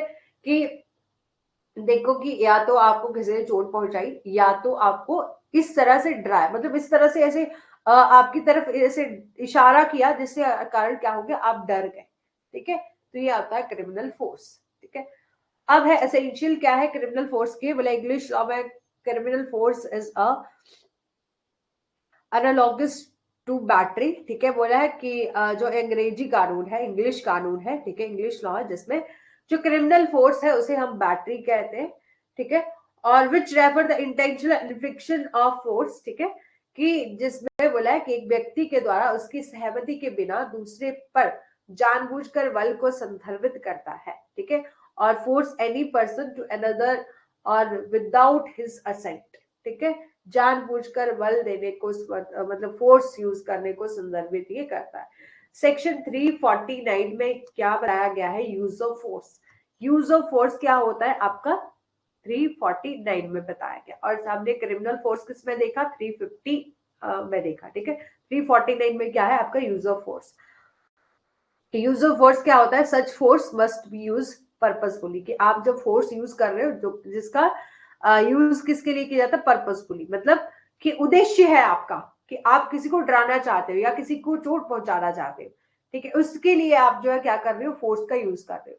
फिर जो आप फोर्स यूज करोगे, ठीक है, force must be use order to commit, कि आप कमिट करना चाहते हो कोई ऑफेंस अगेंस्ट द पर्सन, ठीक है, अगेंस्ट द पर्सन। और फिर बोला कि जो फोर्स आप यूज कर रहे हो वो विदाउट द विल हो, ठीक है, इस पर्सन की, मतलब उस पर्सन को जब आप चोट पहुंचा रहे हो उसकी उसको नहीं बताओ, ठीक है, ठीक है, या जिसके खिलाफ इसका प्रयोग किया जाना चाहिए। अब देखो कि कौन ही पर्सन होगा जिसको खुद से पता है कि मेरे को अभी चोट लगने वाली है, तो वो खुद से बोलेगा कि तू मेरे को मार, वेल मेरे को मार, ऐसा तो कोई नहीं करता ना, ठीक है। तो यहाँ पर बोले जो भी फोर्स यूज किया जा रहा है वो विदाउट द विल हो ऑफ अ पर्सन अगेंस्ट हुम इट इज यूज, जिसके भी अगेंस्ट जो है उसको यूज किया जा रहा है, ठीक है। और जो भी आप फोर्स यूज कर रहे हो उसका विद द इंटेंशन, ठीक है, कि उस पर्सन की इंटेंशन होनी चाहिए, ठीक है, जो पर्सन फोर्स यूज कर रहा है उसकी इंटेंशन होनी चाहिए कि आपको इंजरी कॉज करनी है, फेयर होना चाहिए, और annoyance to the person against whom is use, ठीक है। और आप जो है वो जुझलाहट मतलब अनॉयंस पैदा कर रहे हो, ठीक है, करने का इरादा जो है वो किया जाना चाहिए, जिसके भी खिलाफ जो है इसका प्रयोग किया जाता है, ठीक है, समझ में आ गया इतना, ठीक है। यहाँ पे बोला है कि आपका क्रिमिनल फोर्स क्या होता है, जब भी एक पर्सन विदाउट दूसरे पर्सन की कंसेंट से, ठीक है, जिस भी पर्सन के खिलाफ आप जो है वो आप उसको इंजरी पहुंचा रहे हो, फेयर कर रहे हो, अनॉयंस पैदा कर रहे हो उस पर्सन के लिए, ठीक है, तो आप उसकी कंसेंट, अब ऐसे ही तो होता नहीं है कि कभी कोई पर्सन खुद से बोले कि आप मेरे को मार, तो ऐसा तो कोई नहीं करता ना, ठीक है, तो इसलिए बोला कि क्रिमिनल फोर्स होती क्या है, जब कोई person without the person consent in order to commit offence, इस इंटेंशन से आप ऑफेंस कमिट कर रहे हो कि आपको क्या करना है, फोर्स यूज करनी है, और जिसके कारण किसी दूसरे पर्सन को फेयर होगा, अनॉयंस पैदा होगा, ठीक है, और इंजरी हो सकती है, तब हम कहते हैं कि यहाँ पर क्रिमिनल फोर्स का यूज किया जा रहा है। और ये बोला कि क्रिमिनल फोर्स को यदि हम इंग्लिश लॉ में ले, ठीक है, तो उसे हम बैटरी भी कहते हैं। और सेक्शन 349 में यूज ऑफ फोर्स बताया गया है, सेक्शन 350 में आपका बताया गया है क्रिमिनल फोर्स। तो यूज ऑफ फोर्स में बोला कि यूज आप फोर्स जब यूज कर रहे हैं तो पर्पसफुली होनी चाहिए, जो भी फोर्स यूज करी जा रही है फिर वो किसके लिए हो, क्योंकि आपको कमिट करना है ऑफेंस अगेंस्ट अ पर्सन, या आप जो भी फोर्स यूज कर रहे हो without will of the person against हुम इट इज यूज, ठीक है, कि दिस पर्सन, ठीक है, दूसरे पर्सन की विल के अगेंस्ट होना चाहिए, मतलब वो तो विल के अगेंस्ट होगा तभी तो उसको चोट आएगी, ऐसे कौन कहता है ना। देखो कि ये भी इंग्रेडिएंट बना दिया गया है यहाँ पर, ठीक है, और दूसरे पर्सन की इंटेंशन होनी चाहिए जो यूज कर रहा है फोर्स की, उसको फेयर पैदा करना है, इंजरी करनी है, ठीक है, और ये एग्जाम्पल है, आप खुद से पढ़ लेंगे, ठीक है, आप खुद से पढ़ लेंगे, वैसे भी हमें कंसेप्ट समझ में आ गया है, यदि नहीं आया है तो बिल्कुल बता दो, ठीक है। ये एग्जाम्पल या इलस्ट्रेशन क्यों दिए जाते हैं, ताकि हमें क्या हो, कंसेप्ट समझ में आ जाए। और इसी अब जब आईपीसी की बात करते हैं ना, तो आईपीसी में मैं अभी से बता दे रही हूँ, आईपीसी में आपको पूरे के पूरे क्वेश्चन इलस्ट्रेशन से ही आएंगे, ठीक है। कहीं हो सकता है कि कुछ एक क्वेश्चन आपके सेक्शन से, सेक्शन नंबर से पूछ लिए जाए, ठीक है, कुछ एक हो सकते हैं जो कि हमें काफी ज्यादा याद रहते हैं, आईपीसी का तो थोड़ा बहुत याद रहता ही है, लेकिन इलस्ट्रेशन से काफी क्वेश्चन जो है वो पूछे जाएंगे, तो आपका यदि कंसेप्ट क्लियर होगा तो आप इलस्ट्रेशन को बिल्कुल सॉल्व कर लेंगे, ठीक है। चलो ये देख ही लेते हैं, आप लोग बता ही नहीं रहे हो कि खुद से पढ़ लोगे। चलो यहाँ पर बोला है कि जेट एक घुमावदार नदी के नाव में बैठा है, jet is seated in the mood river what, ठीक है, a purposefully purposely loosen the mooring. यहाँ पर ए क्या करता है ना, जानबूझकर उसका मतलब वहां पर मूरिंग को ढीला कर देता, होता होगा उसमें कुछ ढीला करने का, ठीक है, कि उसका जो नेट वगैरह होते हैं उसको ढीला कर देता है, जिसके कारण इस पर्पज से कि जिससे एक नाव धारा से नीचे भटक जाए। और यहाँ पर ए का उद्देश्य क्या है कि जेड की गति का कारण जो बनता है, मतलब ये जो a causes the motion to the jet on purpose, ठीक है, उसका पर्पस क्या है, ठीक है, कि वह रसायनों को इस तरह से निपटाकर ऐसा करता है कि गति किसी और की भागीदारी के बिना उत्पन्न होती। यहाँ पर ए ने जानबूझकर जेड के खिलाफ यहाँ पर फोर्स का यूज किया है, मतलब उसकी नाव के साथ कोई छेड़छाड़ कर दी, ठीक है, जिसके कारण यहाँ, ठीक है, कि उसकी नाव के साथ कोई छेड़छाड़ कर दी, जो कि आपका यूज ऑफ फोर्स किया जा रहा है अगेंस्ट द जेड, ठीक है, ताकि जेड जो है वो वहां अपने रास्ते से भटक जाए, ठीक है, और जेड को या तो चोट लग जाए या उसको डर पैदा हो कि यहाँ पे तो बहुत जो है वो मेरे लिए खतरा पैदा हो रहा है, ठीक है। तो बोला if he has done so without Z agreement, ठीक है, यदि ऐसा किया गया है जेड के समझौते के बिना ऐसा किया गया है, तो ये कोई अपराध करने के लिए या इरादा या जानते हुए कि इस बल का जो मैं यूज ऑफ फोर्स कर रहा हूँ, ठीक है, इससे जेड को चोट भी आ सकती है, भय भी हो सकता है और जलन भी हो सकती है। और ए ने यहाँ पर जेड के खिलाफ एक क्या करा है, क्रिमिनल फोर्स का यूज करा है अगेंस्ट जेड, ठीक है। अब है आपका सेक्शन 351, आपका असॉल्ट बताता है असॉल्ट क्या होता है। असॉल्ट क्या होता है, how ever make any gesture, आप क्या कर रहे हो, कोई भी इशारा कर रहे हो, ठीक है, और इस इंटेंशन से, ठीक है, और इस नॉलेज से कि ये जो गेस्चर है या प्रिपरेशन है will lead any person present to suspect that he or she is about a criminal force against the person is said to have committed an assault, ठीक है।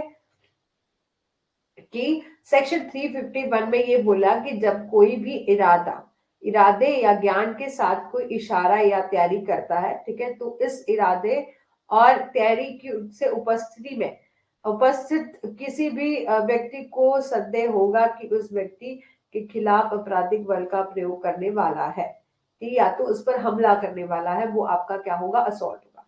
देखो, ठीक है, यूज ऑफ फोर्स क्या था कि आप उस पर फोर्स यूज कर रहे हो, मतलब आप उसको ऐसी स्थिति में डाल रहे हो जहां पर या तो उसको चोट आ जाएगी या तो उसका भय हो, मतलब उसको भय हो जाएगा कि मेरे को चोट लगने वाली है, या तो आप जो है जैसे अटैक कर देते हो ना कुछ, मतलब यूज ऑफ फोर्स, किसी को धक्का दे देते हो या किसी को डंडे से ऐसे लगा देते हो, चोट लगा देते हो, तो वो आपका सब कुछ आता है यूज ऑफ फोर्स में। आपने एक पर्सन के ठीक है, एक पर्सन के खिलाफ जो है क्या करा, ठीक है, यूज ऑफ फोर्स करा, ठीक है, जिससे उसको इंजरी हो गई।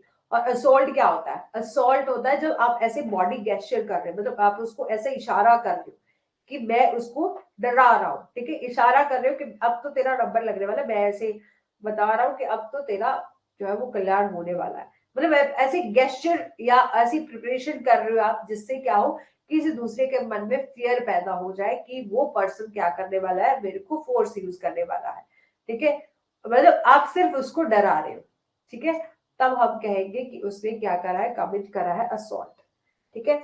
ए जेड को अपनी जैसे होता है ना कि ऐसे मुक्का दिखाते हो, ठीक है, और फिर बोला यह इरादा करता है कि वह जानता है ऐसा करने से जेड को यह मान लेनी, मतलब या ऐसा करने से जेड जो है एक एज्यूम कर लेगा कि ए जो है वो प्रिपेयर कर रहा है मेरे पर हमला करने का, ठीक है, तो यहाँ पर ए ने क्या करा है, कमिट करा है असॉल्ट, मतलब आप जब डरा रहे हो, ठीक है, आप किसी को इशारा कर रहे हो कि मैं अभी, मतलब ऐसे मुट्ठी बंद करते हो और ऐसे इशारा करते हो कि अब तो आपको लगने वाले, मैं तो इस मुक्के से आपका सर ही तोड़, मतलब आपके दांत ही तोड़ दूंगा, ठीक है, तो ऐसे वो पर्सन सामने वाला ये अज्यूम कर लेता है, समझ लेता है, मतलब ऐसा डर पैदा हो जाता है, ये संभावना हो जाती है कि अब तो मेरा नंबर लगने वाला है, ठीक है, तो ये आपका असॉल्ट होता है। अब मेरे को बताओ किस किस को समझ आ गया है, बताओ जल्दी से, 8 स्टूडेंट है, 8 का ही मेरे को रिप्लाई आना चाहिए, ठीक है, सभी को समझ आ गया है। हाँ, इशारे से धमकी देना, बिल्कुल बिल्कुल मोहम्मद जी, ठीक है, इशारे से धमकी देना, ठीक है। तो बोला है कि कुछ एक फॉलोइंग एसेंशियल एलिमेंट बताए हैं किसके, असॉल्ट के। तो सबसे पहले आप क्या कर रहे हो, कोई गैस्चर दे रहे हो, बॉडी ऑफ गैस्चर दे रहे हो, या प्रिपरेशन कर रहे हो, ठीक है। आप जो है मतलब उसके सामने आप शो कर रहे हो कि मैं अभी प्रिपेयर कर रहा हूँ बच्चों, अब तो तेरा नंबर लगने वाला है। कभी भी आपने देखा होगा कि प्रैक्टिकल चीजें, छोटे छोटे एग्जाम्पल आपके सामने होते रहते हैं, कभी बच्चे भी ऐसा करते हैं, ठीक है, आपस में छोटी मोटी जब लड़ाई करते हैं तो, ठीक है। तो बोले कि सबसे पहले एक्यूज्ड ने कोई ना कोई गैस्चर किया हो, ठीक है, या preparation to use criminal force की, आपको एक ऐसा,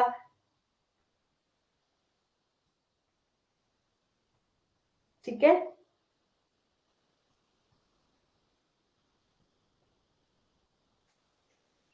ठीक है।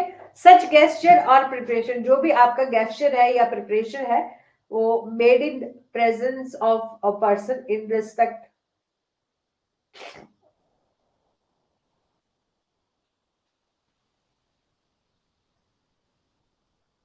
ठीक है।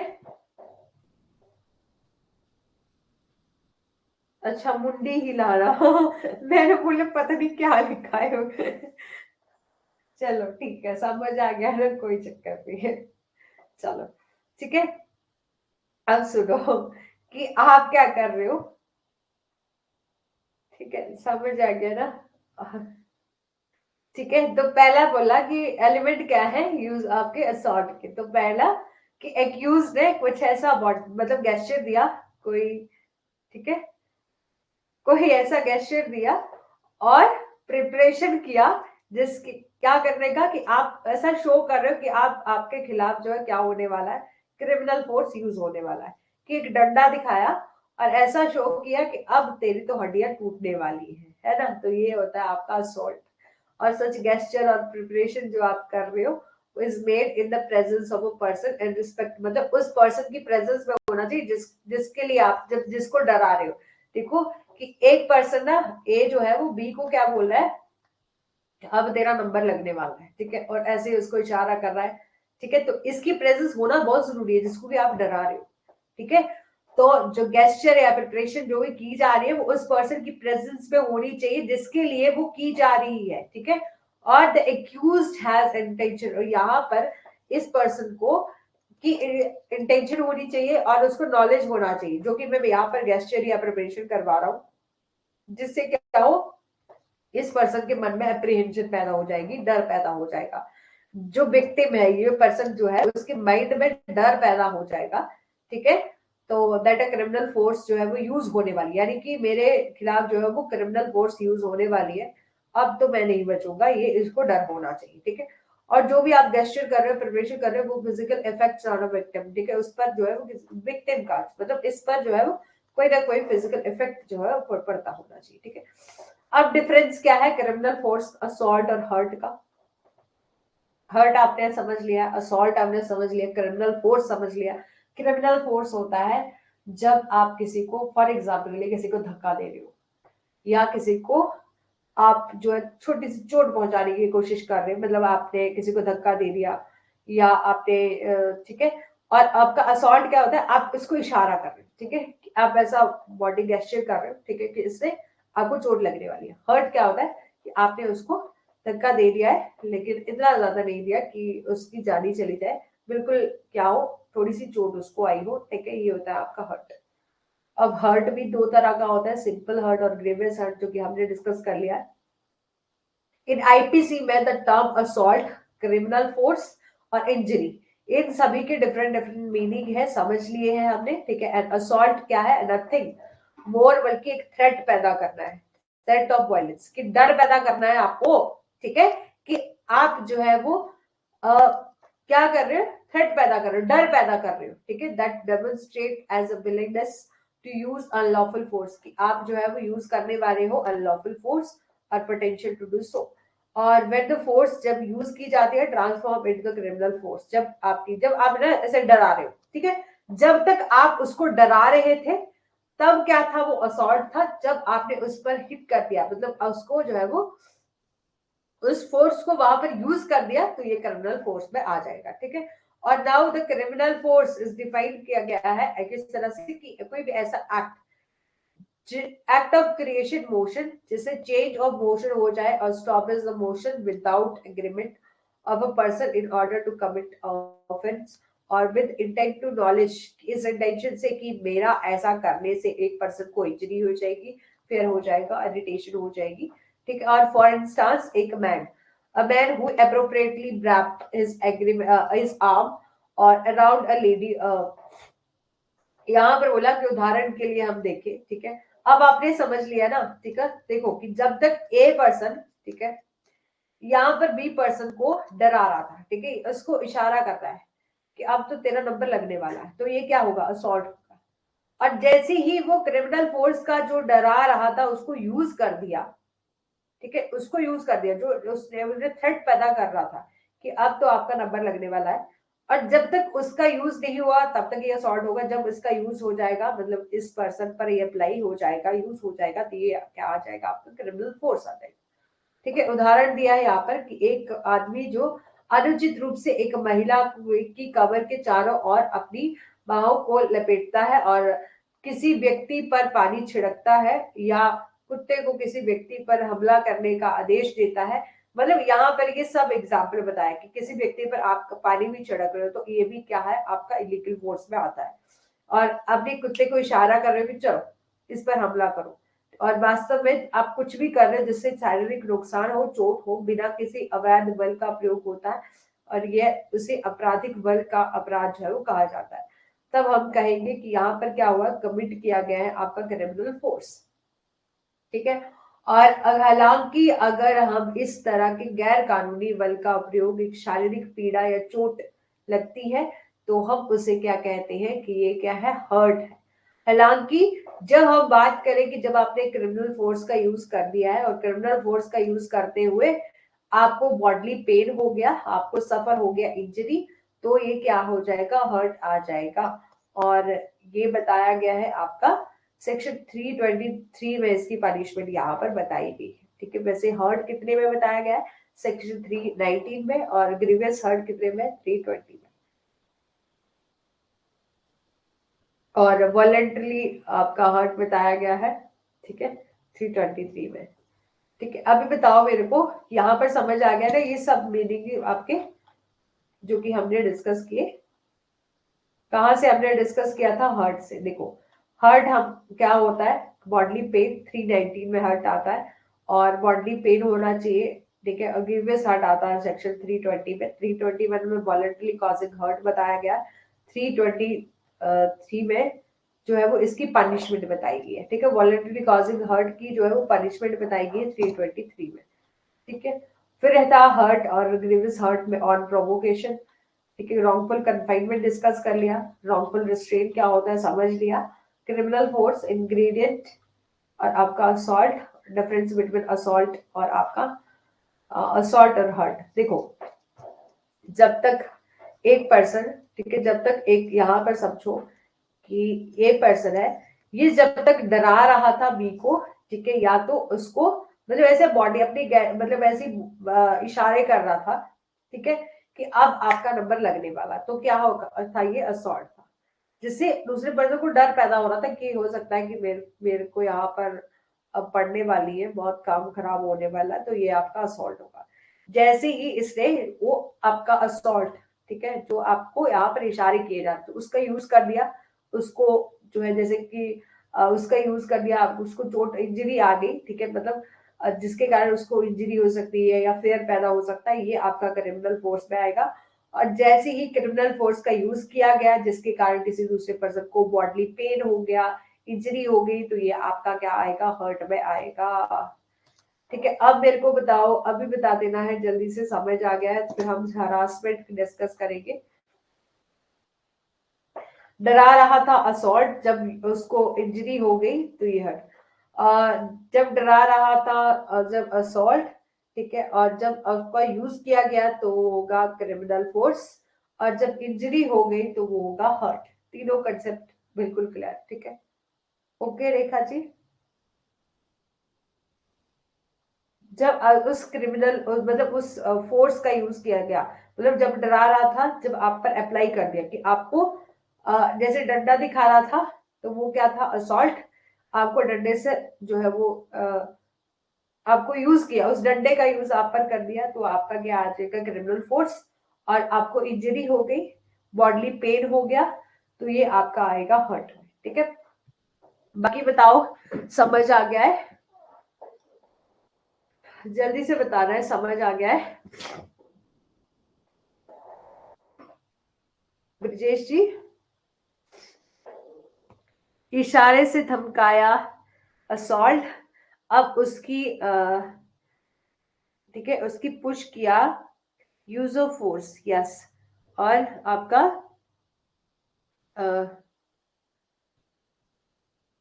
इंजरी आ गई, आपका हर्ट, यानी कि बॉडली पेन हो गया, हर्ट। डंडे को फेंक के मार दिया, हाँ, तो लग जाती है, तो ये हर्ट हर्ट हो गया। ठीक है, ठीक है, ठीक है, ओके अभिजीत जी, ब्रजेश जी, चलो।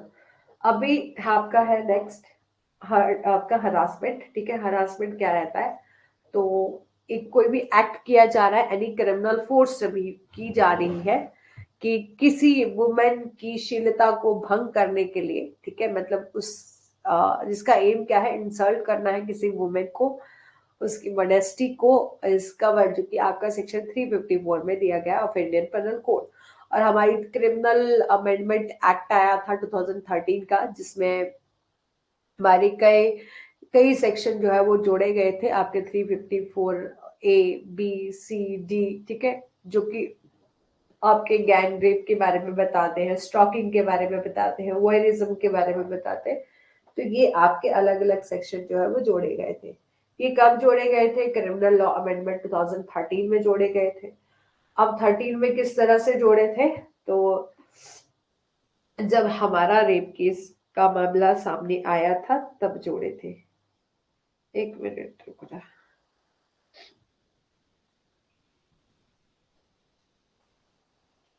ठीक है, तो हाँ, निर्भया केस आया था, बिल्कुल।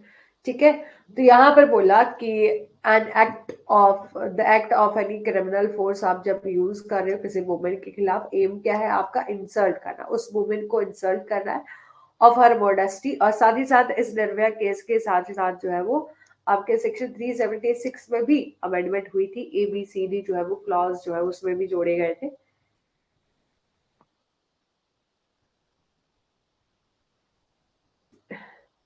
ठीक है, क्रिमिनल लॉ अमेंडमेंट 2013 की आई, उसमें एक्सपांड किया गया था सेक्शन 354, और bye including additional 4 provision, section 354A B C और D।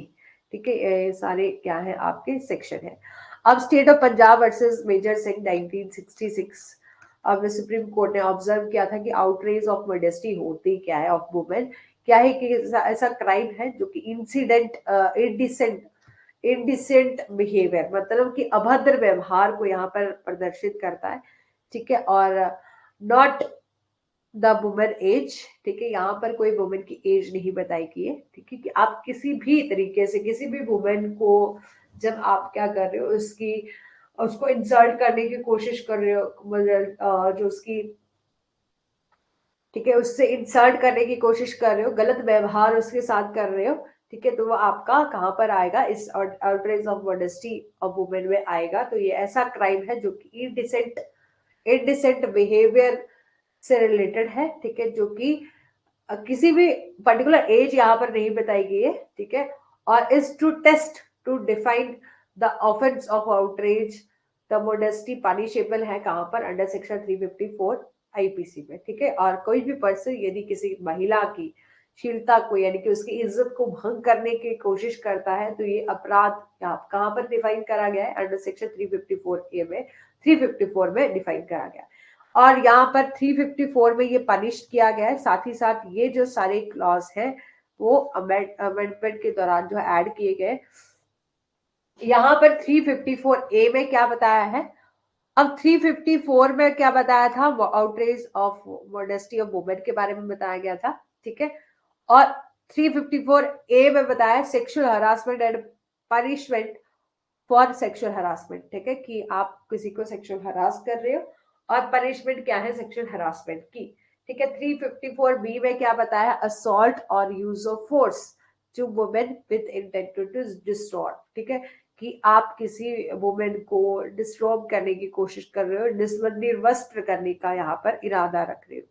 उस इरादे से महिला पर हमला और आपराधिक बल का उपयोग किया जा रहा है। ठीक है। वॉयरिज्म क्या होता है, आपने देखा होगा दृश्यम मूवी, तो उसमें एक लड़की की वीडियो बनाई जाती है उसका नहाते समय। ठीक है, तो आपका वॉयरिज्म में आता है, मतलब कुछ भी परिदृश्य, जब आप क्या मतलब कुछ भी ऐसा, जब कोई महिला जो है वो अपने प्राइवेट एक्ट कर रही थी, ताकि आप प्राइवेट एक्ट कोई कर रही थी और उसको करते समय किसी दूसरे पर्सन के द्वारा या तो उसकी मूवी या फोटो वगैरह क्लिक कर दी जाती है, और हाँ कि ठीक है, हाँ वो क्लिक कर दी जाती है और आगे इसको डिस्ट्रीब्यूट किया जाता है, तो वो आपको वॉयरिज्म में आता है। यहाँ पर कुछ एक मामले देखने को मिल सकते हैं जहां पर बोला जाता है कि लड़की ने खुद बेचा था। ठीक है, तो यदि ऐसा इनकेस यदि है कि किसी ने खुद से, लड़की ने किसी को भेजा हो, ठीक है, तो किसी ने अपने पास जो फोटो वगैरह रखी है, ठीक है, तो वो वॉयरिज्म में नहीं आता है। ठीक है, लेकिन आगे वो किसी और पे डिस्ट्रीब्यूट कर रहा है तो वो वॉयरिज्म में आता है, इन केस यदि ऐसा सीन है तो। ठीक है, और यदि फिर आता है आपका स्टॉकिंग। स्टॉकिंग आपका क्या है कि आप किसी भी तरीके से महिला का आपके पीछा कर रहे हो। ठीक है, चाहे आप ऑनलाइन जैसे कि सोशल मीडिया के माध्यम से फेसबुक पर, ठीक है, और भी व्हाट्सएप ग्रुप में, ठीक है, या तो फेसबुक पर एक लड़की को आप बार बार फ्रेंड रिक्वेस्ट भेज रहे हो और वो लड़की जो है वो अपना डिसइंटरेस्ट दिखाई रही है। ठीक है, अपनी आपकी वहां पर फ्रेंड रिक्वेस्ट को रिमूव कर दे रही है और या तो आपको ब्लॉक कर दे रही है, लेकिन आप क्या कर रहे हो, बार बार कोई ना कोई नया नया अकाउंट बना रहे हो, बार बार उसको जो है वो मैसेज कर रहे हो। तो वो सब जो है वो आप किस में आता है, स्टॉकिंग में आता है। इसमें ना केवल कि आप जो है वो मतलब जैसे फिजिकली कोई पर्सन जैसे डेली मिलता है, ठीक है, उसके बारे में ही बात नहीं कही जा रही है कि आप कहीं कॉलेज में किसी को कॉलेज में पीछा कर रहे हो या कहीं स्कूल में किसी लड़की का पीछा कर रहे हो, नहीं, वो भी तो आता है। ठीक है, वो तो आता ही आता है, लेकिन आप ऑनलाइन मीडिया के माध्यम से, ठीक है, सोशल मीडिया के माध्यम से जब आप किसी महिला का जो है वो पीछा करते हो, जैसे आप फ्रेंड रिक्वेस्ट भेज रहे हो व्हाट्सएप के थ्रू, अभी तो और भी बहुत सारी चीजें हैं, इंस्टाग्राम है, कोई स्नैपचैट है, पता नहीं क्या क्या है ना। तो इन सभी के माध्यम से जब भी आप किसी लड़की को क्या कर रहे हो, उसका ठीक है, उसको फॉलो कर रहे हो, बार बार जो है वो ये अपना डिसइंटरेस्ट शो कर रही है, लेकिन फिर भी आप जो है उसको फॉलो कर रहे हो, तो वो आपका स्टॉकिंग में आता है। वॉयरिज्म भी हमने समझ लिया। और फिर था कि आप किसी महिला को निर्वस्त्र करने का इरादा रखते हो और इस इरादे से महिला पर हमला या आपराधिक बल का प्रयोग कर रहे हो। ठीक है, तो वो आता है सेक्शन 351 बी में। और ए में क्या बताया, sexual harassment and punishment for sexual harassment. ठीक है, सेक्सुअली हरास कर रहे हो और ठीक है, और इसी के मामले में आया था कि sexual harassment and work place, Vishakha versus state of Rajasthan का केस था, जिसको कि हम इसमें भी डिस्कस करेंगे। तो उस मामले में क्या था कि सेक्सुअल हरासमेंट कहां पर किया जा रहा है, वर्क प्लेस में किया जा रहा है। एक महिला जो कि सेफ ही नहीं है, कहीं वो जॉब करने करने जा रही है, तो वहां भी जो है वो उससे कोई सेक्सुअल फेवर मांगा जा रहा है। ठीक है, तो उस ऐसी स्थितियों से निपटने के लिए क्या किया गया था, ये हमारी विशाखा गाइडलाइन बनाई गई थी, ताकि एक रेगुलरिटी आ सके, जिन लोग जो कि वहां कंपनियां हैं, फैक्ट्रियां हैं, और वहां जितनी भी महिलाएं जो काम कर रही है वो सेफ रह सके। और उसी के बाद सुप्रीम कोर्ट ने ऐसा गाइडलाइन जारी किया था कि कोई भी ऐसा इंस्टीट्यूशन है, कोई भी ऐसा फैक्ट्री है, कंपनी है, जहां 10 से ज्यादा लोग काम करते हैं और उसमें वुमेन भी काम करती है, तो आपको, हाँ, साइबर क्राइम में भी आ जाता है। जब आप ऑनलाइन माध्यम से जो है वो आ, आप ठीक है, ऑनलाइन माध्यम से आप जो है वो उसका, जैसे कि सोशल मीडिया के माध्यम से यदि आप किसी को फ्रेंड रिक्वेस्ट बार बार भेज रहे हो, ठीक है, या तो आप ठीक है किसी भी अदर सोशल मीडिया के माध्यम से, तो वो साइबर क्राइम में भी आता है। ठीक है, ठीक है, सेक्शन 66, ठीक है, वैसे ही इसमें भी सब लॉज बनाए गए हैं। ठीक है, तो वैसे ही उसमें पनिशमेंट का निर्धारण भी वहां पर किया गया है। ठीक है, साइबर क्राइम में भी आता है। जब भी आप ऑनलाइन, हाँ हाँ हाँ, पूछो।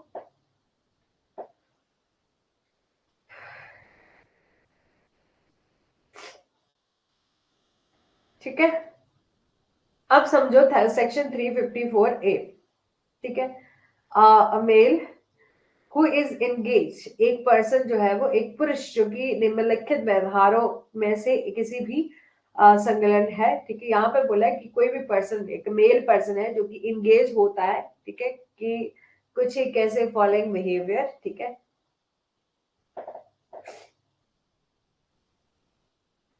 नहीं नहीं, गलती से नहीं, अगर कोई व्हाट्सएप पर या गलती से या इस टेलीग्राम पर किसी को गलती से मैसेज करते तो भी नहीं, तो नहीं आता। देखो, स्टॉकिंग क्या होता है कि आप पीछा कर रहे हो। एक बार जैसे कि एक बार आप जरूरी नहीं है, फेसबुक पर भी आप किसी को फ्रेंड रिक्वेस्ट भेजते हो तो देखो कि कई ऐसे लोग होते हैं जो आपको नहीं जानते हैं, ठीक है, और फ्रेंड रिक्वेस्ट आती रहती है, ठीक है, आती रहे।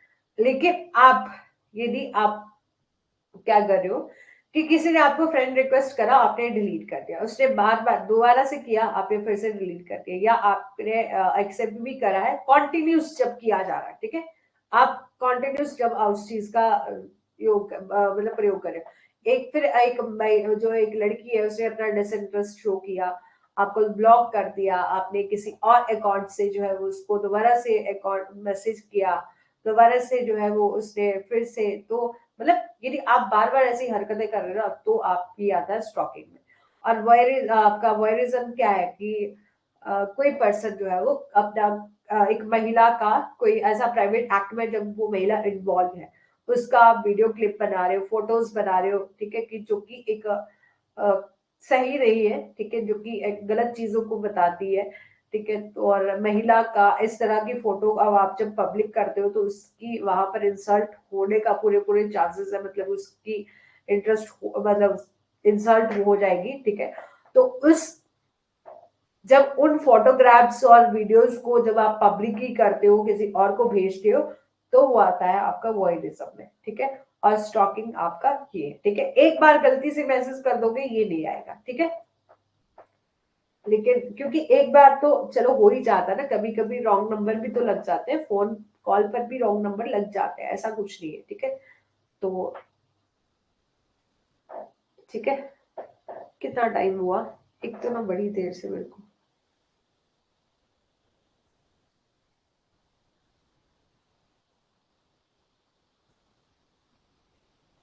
हाँ एक बार नहीं, बार बार, ठीक है।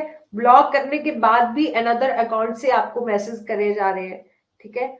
ठीक है, चलो अभी डिस्कस करते हैं हम sexual harassment and punishment for sexual harassment. बोला है कि एक मेल जो कि एंगेज हो any of the following behaviour, male जो है क्या हो, अनवेलकम और एक्सप्लिसिट सेक्सुअल ओवरटर्न्स करता है, मतलब किसी महिला से जो है वो ऐसा फेवर मानता है, अनवेलकम जो कि उसके लिए गलत तरीके से है, एक्सप्लिसिट कोई, ठीक है, ठीक है।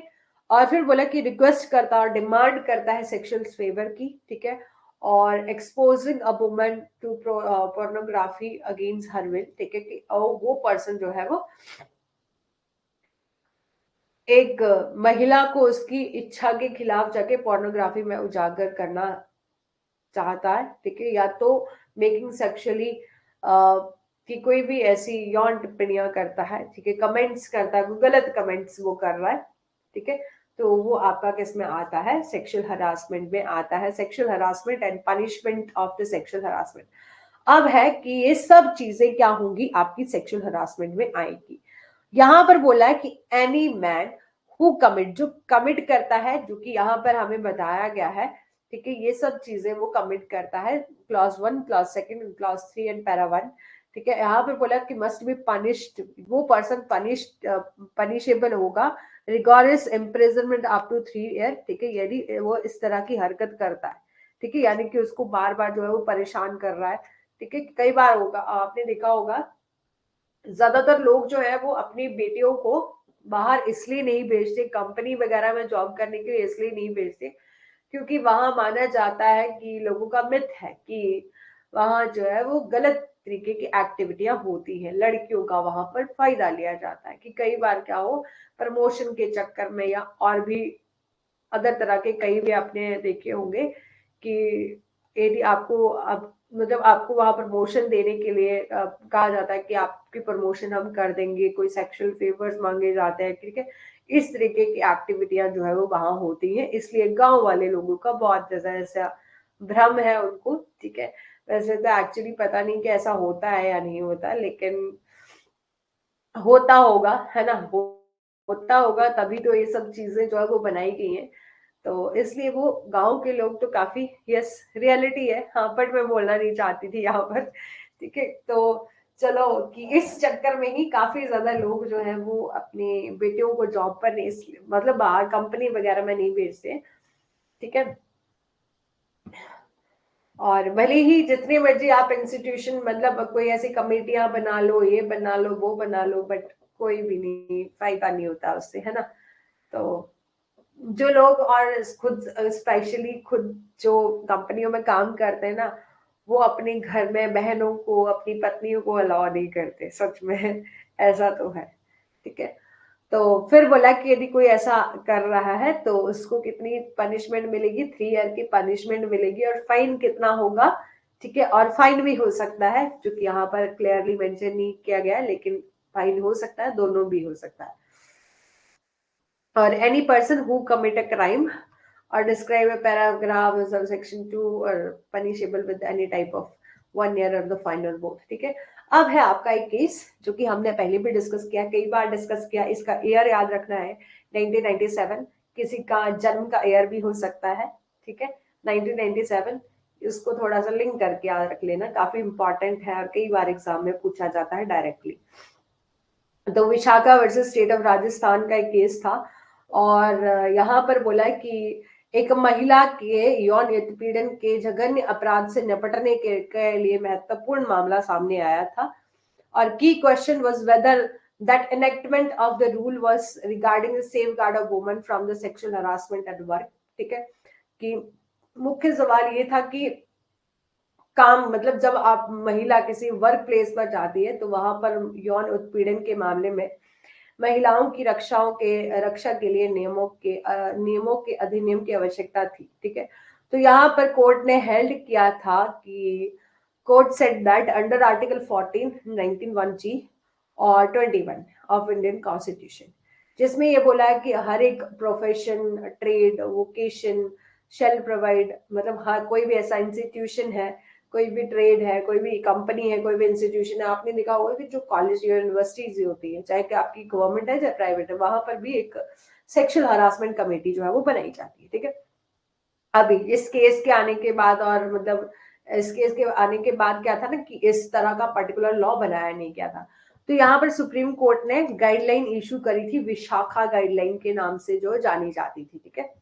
और उन्हीं गाइडलाइन को कोर्ट ने ऑर्डर किया कि हर एक इंस्टीट्यूशन, हर एक कंपनी, फैक्ट्री, जहां भी महिलाएं काम करती हैं, जहां 10 से ज्यादा लोग काम करते हैं और उनमें से महिला भी जो है मतलब वहां काम करती है, तो आप एक सेक्सुअल, ठीक है, हरासमेंट कमेटी बनाओ, जो कि इन सभी मामलों की जो है वो क्या कर सके, छानबीन कर सके।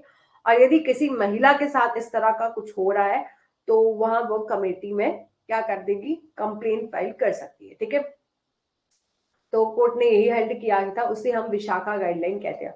और देखो कि हमारा जो sexual harassment at work place जो है वो एक्ट आया है आपका 2013 में, 13 में आया कि 2012 में आया, ठीक है, माइंड से स्किप हो गया, वैसे तो 2013 में ही है मेरे माइंड से, ठीक है। तो sexual harassment act at work place act जो आया है, ठीक है, जिसमें protection of women from sexual harassment at work place, ठीक है, ये एक्ट जो आया था, इस एक्ट से लेकर मतलब 1997 से लेकर 2013 तक सुप्रीम कोर्ट की गाइडलाइन ही फॉलो करी जाती थी। और बाद में जो हमारी पार्लियामेंट है, उन्होंने जब पर्टिकुलर एक लॉ बना दिया, ठीक है, तो उसमें पूरी की पूरी सेम गाइडलाइन को इस लॉ में, इस जो हमारा सेक्सुअल हरासमेंट ये जो एक्ट आया था उसमें एप्लीकेबल किया गया था। और हर एक चीज को एज इट इज ही, कुछ ही चेंजेस किए होंगे, लेकिन ये जो एक्ट आया था, हाँ, 2013 ही है, ठीक है, जैसा मैंने पहले बताया था, sexual harassment of women at work place act 2013 जो है वो इम्प्लीमेंट किया गया, ठीक है। तो यहाँ पर बोला कि एक महिला को काम करने के साथ साथ ये भी राइट है कि वो डिग्निफाइड लाइफ जी सके, right to life as well as a right to dignified life, ठीक है, कि जो हमारे राइट टू लाइफ है उसके साथ साथ डिग्निफाइड लाइफ होनी चाहिए। और सुप्रीम कोर्ट ने रूल किया कि एक women had a basic right, एक वुमेन के पास बेसिक राइट होता है कि वो फ्री है from work place sexual harassment, की कभी ऐसा ना हो कि उस महिला को वर्क प्लेस पर कोई भी सेक्सुअल हरासमेंट हो, ठीक है। और इस स्थिति से निपटने के लिए सुप्रीम कोर्ट ने जो है वो गाइडलाइन इशू करी थी। और as also outline the number of critical principle, ठीक है, and for the employees and follow the order और appoint work place sexual harassment की, वहां जितने भी आपके कोई भी इंस्टीट्यूशन है वहां पर ये गाइडलाइन जो है वो जारी हो, और ये अवॉइड किया जा सके कि किसी भी वर्क प्लेस पर सेक्सुअल हरासमेंट जैसी एक्टिविटी होती है महिलाओं के साथ। और इसी को देखते हुए 2013 में हमारी पार्लियामेंट में ये sexual harassment of women at work place act बनाया 2013 में। और इसमें सब कुछ जो है वो आपका डिफाइन करा गया, क्या पर्टिकुलर चीज, मतलब जैसे कि सुप्रीम कोर्ट ने तो गाइडलाइन करी थी ना, और उसमें वो गाइडलाइन आपकी पूरे इंडिया में जितनी भी इंस्टीट्यूशन है, जितनी भी आपके प्राइवेट कॉलेज हैं, स्कूल्स हैं, उन सभी में ये वाली ये हमारी जो विशाखा गाइडलाइन थी, एक मिनट, वो एप्लीकेबल होती थी। लेकिन इस एक्ट के आने के बाद फिर दोबारा से हमारी पार्लियामेंट ने अच्छे तरीके से दोबारा से वैसे ही एक्ट इसको बनाया, ठीक है। अब बताओ कि यहाँ पर समझ आ गया है। फिर आपका है असॉल्ट और आपका यूज ऑफ क्रिमिनल फोर्स। जब criminal force to women with intent to destroy, कि एक महिला को आप निर्वस्त्र करने के इरादे से या तो उस पर हमला करते हो या आपराधिक फोर्स का यूज करते हो, क्रिमिनल फोर्स का यूज करते हो। तो यहाँ पर ये जो प्रोविजन है सेक्शन 354 बी में है, ठीक है। और ये प्रोविजन क्लियरली स्पेसिफाई करता है कि दैट मेल, कोई मेल पर्सन है, ठीक है, जो कि यूज करता है आप criminal force to destroy, undress करने की कोशिश करता है, ठीक है। किसी को समझ वैसे तो आ ही क्या होगा, ठीक है। तो अनड्रेस करने की कोशिश करता है तो उसको पनिशमेंट कितनी बताई गई है, तो बोला कि जो होगा वो पर्सन प्रेस्क्राइब्ड पीरियड के लिए, और violation of this section similarly cognizable offence होगा, यदि कोई पर्सन जो है वो इस तरह का ऑफेंस कर रहा है, ठीक है, तो उसको जो है वो कॉग्निजेबल ऑफेंस माना जाएगा। मैं पुलिस के पास राइट रहेगा कि वो विदाउट वारंट पे अरेस्ट कर सकता है, although it is not punishable by imprisonment, की हालांकि यह कारावास से दंडनीय जो है वो नहीं होगा, लेकिन उसको जो है वो ऐसे फाइन के फॉर्म में जो है वो पनिशमेंट जो है वो ली जाएगी, की जाएगी, ठीक है। यदि वो इस तरह की कोशिश भी कर रहा है तो। अब वॉयरिज्म आता है कि एनी मैन हु वॉच, या तो वो वॉच कर रहा मतलब देख रहा है कोई भी कैप्चर्स। अब देखो कि अब आपको एक और चीज बताऊं ना, आपको फोन में यूट्यूब पर देखा होगा आपने, क्या फेसबुक में भी कई तरह से आप कोई ऐसा कंटेंट देख लेते हो, ठीक है। तो यदि आपको कोई वायरल और ऑब्सीन जैसा कंटेंट रिलेटेड वीडियो दिख रहा है, ठीक है, तो आप क्या कर सकते हो, ठीक है, या तो मतलब वैसे तो आप कुछ नहीं करोगे, ठीक है। यदि आप ऐसा कर रहे हो कि या तो आप किसी को सेंड कर दे रहे हो, ठीक है, या तो आप उसको बार बार जो है वो देख रहे हैं, ठीक है, या तो आप उसको कहीं और सेंड कर रहे हैं, तो ये एक पनिशेबल ऑफेंस है। और इसके लिए कितनी सजा हो सकती है, किसी को शेयर करने, जो भले ही वो यूट्यूब में ही डाला है, जिसको की सारी पब्लिक देख सकती है, लेकिन यदि आप भी ऐसी तरीके की हरकतें कर रहे हो तो उसके लिए 3 साल की सजा बताई गई है, 3 से लेकर 5 साल तक, ठीक है। तो ऐसा नहीं करना चाहिए किसी को भी, और अवॉइड करना चाहिए इन सब चीजों को। अपने फोन में ना एक यूट्यूब पर में भी एक नॉट इंटरेस्ट वाला ऑप्शन होता है, यदि आपको पहली वीडियो कोई ऐसी दिख रही है तो आप नॉट इंटरेस्ट वाला ऑप्शन जो है वो क्लिक कर देते हो, तो उसके बाद ऐसी वीडियो आपको दिखेंगी ही नहीं, ठीक है। ये प्रैक्टिकल रिलेटेड जो है वो कंसेप्ट है, इसलिए आपको थोड़ा सा बता देती हूँ, अदरवाइज, ठीक है। फिर है आपका वॉयरिज्म, सेक्शन 354 में बताया गया है कि आप जब भी कुछ ऐसी ठीक है, आप कुछ देखते हो कि एक कोई भी व्यक्ति जब किसी कोई वुमेन जो कि किसी प्राइवेट एक्ट में इंगेज है, ठीक है, कि प्राइवेट एक्ट में इंगेज है इन द सर्कमस्टांसेस, ठीक है, तो आप यहाँ पर उसको या तो उस देखते हो या कैप्चर कर लेते हो उसकी इमेज, ठीक है, या आपको इसको वीडियो बना लेते हो। तो यहाँ पर बोला कि where she would normally expected not be observe either by the perpetrator or by any other person at the, ठीक है, यहाँ पर बोला फिर जहां पर आमतौर पर अपराधी अपराधी के इशारे पर किसी व्यक्ति को नहीं देखा, मतलब कोई व्यक्ति जो है वो किसी भी व्यक्ति को ऐसा देखना अच्छा नहीं लग सकता है यदि वो एक रिस्पेक्ट के मामले में बात करें तो वो ठीक नहीं है, ठीक है, जो कि आपने फोटोज और क्लिक करी हैं जो कि सही नहीं है, साथ ही साथ उस वुमेन की भी जो है वो इंसल्ट हो सकती है, बहुत खतरनाक वाली, ठीक है। तो यदि इस तरह की कोई घटनाएं कर रहा है, तो यदि कोई फर्स्ट टाइम ऐसा कोई हरकतें कर रहा है और ऐसी बोले पिक्चर्स का वीडियो का प्रसारण करता है, तो मतलब उसको और ज्यादा शेयर शेयर करता है, वायरल करने की कोशिश करता है, तो यदि कोई फर्स्ट टाइम जो है वो इस तरह का काम कर रहा है तो उसके लिए जिसमें या कम से कम 1 वर्ष का जो है वो यहाँ पर उसको पनिशमेंट हो सकती है। यदि कोई सब्सिक्वेंट कन्विक्शन कर रहा है, ठीक है, यदि किसी पर्सन को बार बार दोष सिद्धि हो जाती है कि उस पर्सन ने बार बार इस तरह का ऑफेंस किया है, तो उसको कितनी सजा होगी, 3 साल से कम नहीं होगी, ठीक है, और एक्सटेंड भी हो सकती है कितने साल तक, 7 ईयर तक, ठीक है, कितनी पनिशमेंट होगी, ठीक है, समझ आ गया। फिर है आपका वायरिज्म स्टॉकिंग, ठीक है, वायरिज्म कंप्लीट हो गया है, अब है हमारा स्टॉकिंग।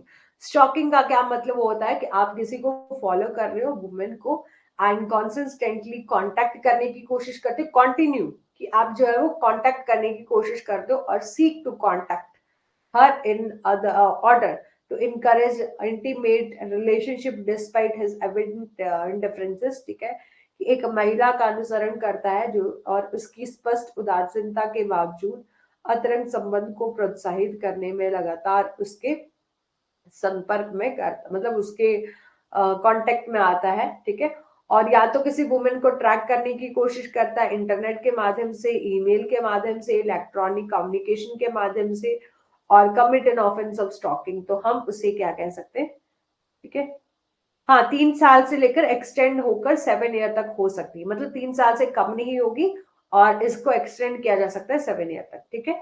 हाँ, तो फिर बोला कि इलेक्ट्रॉनिक कम्युनिकेशन के माध्यम से आप क्या कर रहे हो, ऑफेंस को कमिट कर, मतलब आप उसके साथ कांटेक्ट करने की कोशिश करते हो, ठीक है, ट्रैक करने की कोशिश करते हो, मतलब आप जो है इसका पीछा कर रहे हो इंटरनेट के माध्यम से, ईमेल के माध्यम से, electronic communication commits the offence of stalking, ठीक है। तो और इस तरह का ऑफेंस जो है वो आपका स्टॉकिंग में आता है। 1 मिनट रुकना।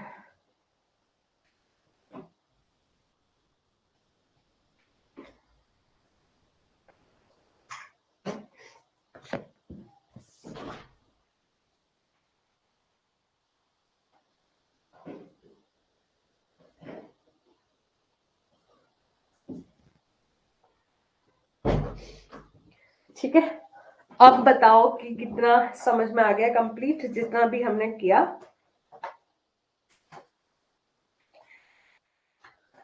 1 मिनट रुकना, 1 मिनट ना।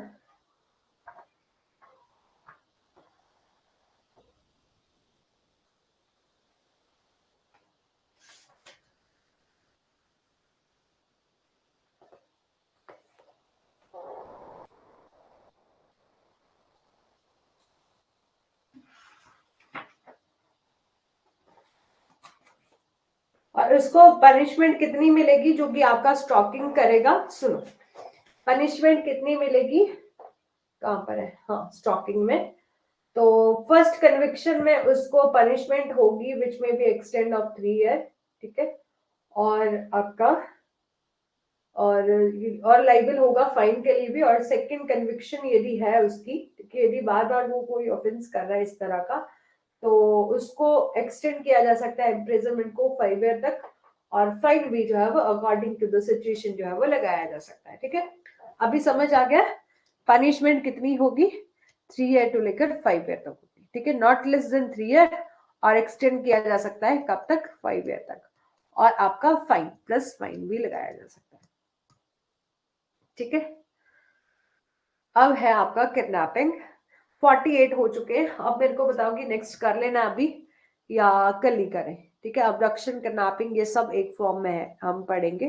ठीक है, और इसके बाद हमारा फिर से समाप्ति हो जाएगा, यानी कि कल बिल्कुल खत्म हो जाएगा फाइव। और हमने जो इम्प्रिजनमेंट या जो कैपिटल पनिशमेंट वाला टॉपिक है वो भी हम इसी में ही कर लेंगे। ये पूरा टॉपिक खत्म हो जाएगा हमारा कल। ठीक है, टुमारो। ठीक है, ठीक है अभिजीत जी। अभी बताओ, समझ आ गया ना कंप्लीट? थ्री, हाँ Rekha ji, 3 year extend the 5 year. ठीक है, और साथ ही साथ, ठीक है, अब लड़के बोलेंगे कि सारे ऑफेंस, वैसे तो चलो अभी तक हमारा जितना लॉ है वो, अब पता नहीं कि जो नए लॉ आएंगे क्रिमिनल लॉ, उसमें थोड़ी बहुत अमेंडमेंट करी जाएगी, क्योंकि जरूरी है कहीं ना कहीं जो है वो हिंदी फीमेल के फेवर में भी बनाए गए। चलो महिलाओं के साथ भी गलत होता है, ठीक है, नो डाउट, ऐसा हो रहा है, सेक्सुअल हरासमेंट और वर्क प्लेस भी होता है, सब कुछ होता है, लेकिन कहीं ना कहीं जो है वो महिलाएं थोड़ा सा मिसयूज करने की भी कोशिश कर रही है। आपने पंजाब में थोड़ा टाइम सुना, पहले सुना होगा कि एक रेप केस का मामला सामने आया था, जिसमें लड़कियां उठा के ले गई थी किसी लड़के को, है ना, पंजाब के कपूरथला नाम की जगह में। ठीक है, हाँ, कंटेंट वही नहीं, थोड़ा थोड़ा चेंज करने की तो आवश्यकता है ना, जैसे कि कहीं जैसे कि फाइन की बात करी जा रही है, तो 1,000 रुपया उस टाइम जब हमारा ये आईपीसी बना था, उस टाइम जो है वो 1,000 रुपया बहुत ज्यादा होता था, लेकिन अब जो है वो कुछ भी नहीं है। मतलब फाइन देने के, जो लोग ऐसा अपराध कर रहे हैं उनके लिए कुछ नहीं है, जिन्होंने बड़ी मेहनत से कमाया है उनके लिए बहुत है ना। तो कुछ ना कुछ जो है वो थोड़ा सा चेंजेस होना चाहिए, फाइन वगैरह में भी जो है वो चेंज होगा, थोड़ा सा प्रोविजन भी जो है वो चेंज होंगे। अब पता नहीं कि वो मेल फीमेल के लिए दोनों में जो है वो, हाँ किसी किसी में होगा, ठीक है, फाइन भी जो है वो चेंज होगा, और थोड़ा सा जो है लड़कों के लिए भी कुछ अलग से प्रोविजन जो है वो सेम थोड़े से बनाए जाएंगे। ठीक है, आपने सुना है वो वाला मामला? हाँ, हाँ, 1,000 से 10,000 तक, हाँ, 1,000 को 10,000 करना पड़ेगा, हाँ, बिल्कुल बिल्कुल। ठीक है, फिर उस टाइम जब हम बात करें कि उस टाइम हमारा ये आईपीसी बना था, इंडियन पेनल कोड बना था, ठीक है, 1860 में, तो उस टाइम 1,000 रुपया बहुत बड़ा होता था। 1,000 में तो किसी के घर में मतलब महल बन जाता था, 1,000 का, तो है ना, कि जब अभी हम बात करें 1970 तक की, तब भी जो है वो 1 रुपया बहुत बड़ी चीज होती थी, और दो तीन तीन मतलब 3-4 रुपीज जो है वो लोगों को मजदूरी मिलती थी। ठीक है, अब देखो कि 1860 के टाइम में कितने पैसे होते होंगे 1,000 रुपए। तो अब जो है वो थोड़ा सा चेंजेस करना चाहिए, और होगा भी चेंजेस, ठीक है, तभी थोड़ी सी जरूरत है। हाँ, ये बोल रहे थे कि क्या करना चाहिए, कि जो हमारी अमेंडमेंट कर देनी चाहिए थी, पूरा लॉ चेंज नहीं करना चाहिए था, बट जो भी हुआ हमें पढ़ना तो पड़ेगा ही ना। ठीक है, तो चलो हम बाद में करेंगे किडनैपिंग से। ठीक है, किडनैपिंग और अपना जो भी नया कंसेप्ट रहेगा। ठीक है, और कल हम अपना समाप्त कर देंगे, और इसी के साथ थैंक यू सो मच।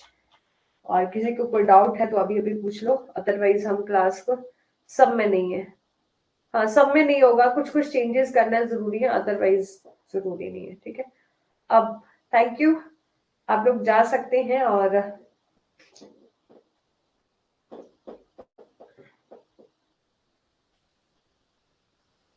हाँ, चलो वो भी अकॉर्डिंग टू सिचुएशन। और अब देखो कि थोड़े से हालात चेंज हो गए हैं ना, लड़कियों को बहुत ज्यादा छूट दे दी गई है, तो थोड़ा सा अब देखना पड़ सकता है। अब ब्रिजेश जी कहते हैं कि मोरालिटी सबके साथ हो तो कोई क्राइम ही ना हो। अब मोरालिटी खो गई है, चाहे लड़कों में चाहे लड़कियों में, है ना, तो इसलिए जो है वो ऐसे ऐसे क्राइम हो रहे हैं। ठीक है, लेकिन अब जो भी होगा वैसे भी लॉ बनाया जाएगा, हमें पढ़ना तो पड़ेगा ही, है ना। कोई बात नहीं, कोई बात नहीं अभिजीत जी, हम समाप्त ही करने वाले हैं, मतलब आप टेंशन, ये तो डिस्कशन ही चल रहा था। ठीक है,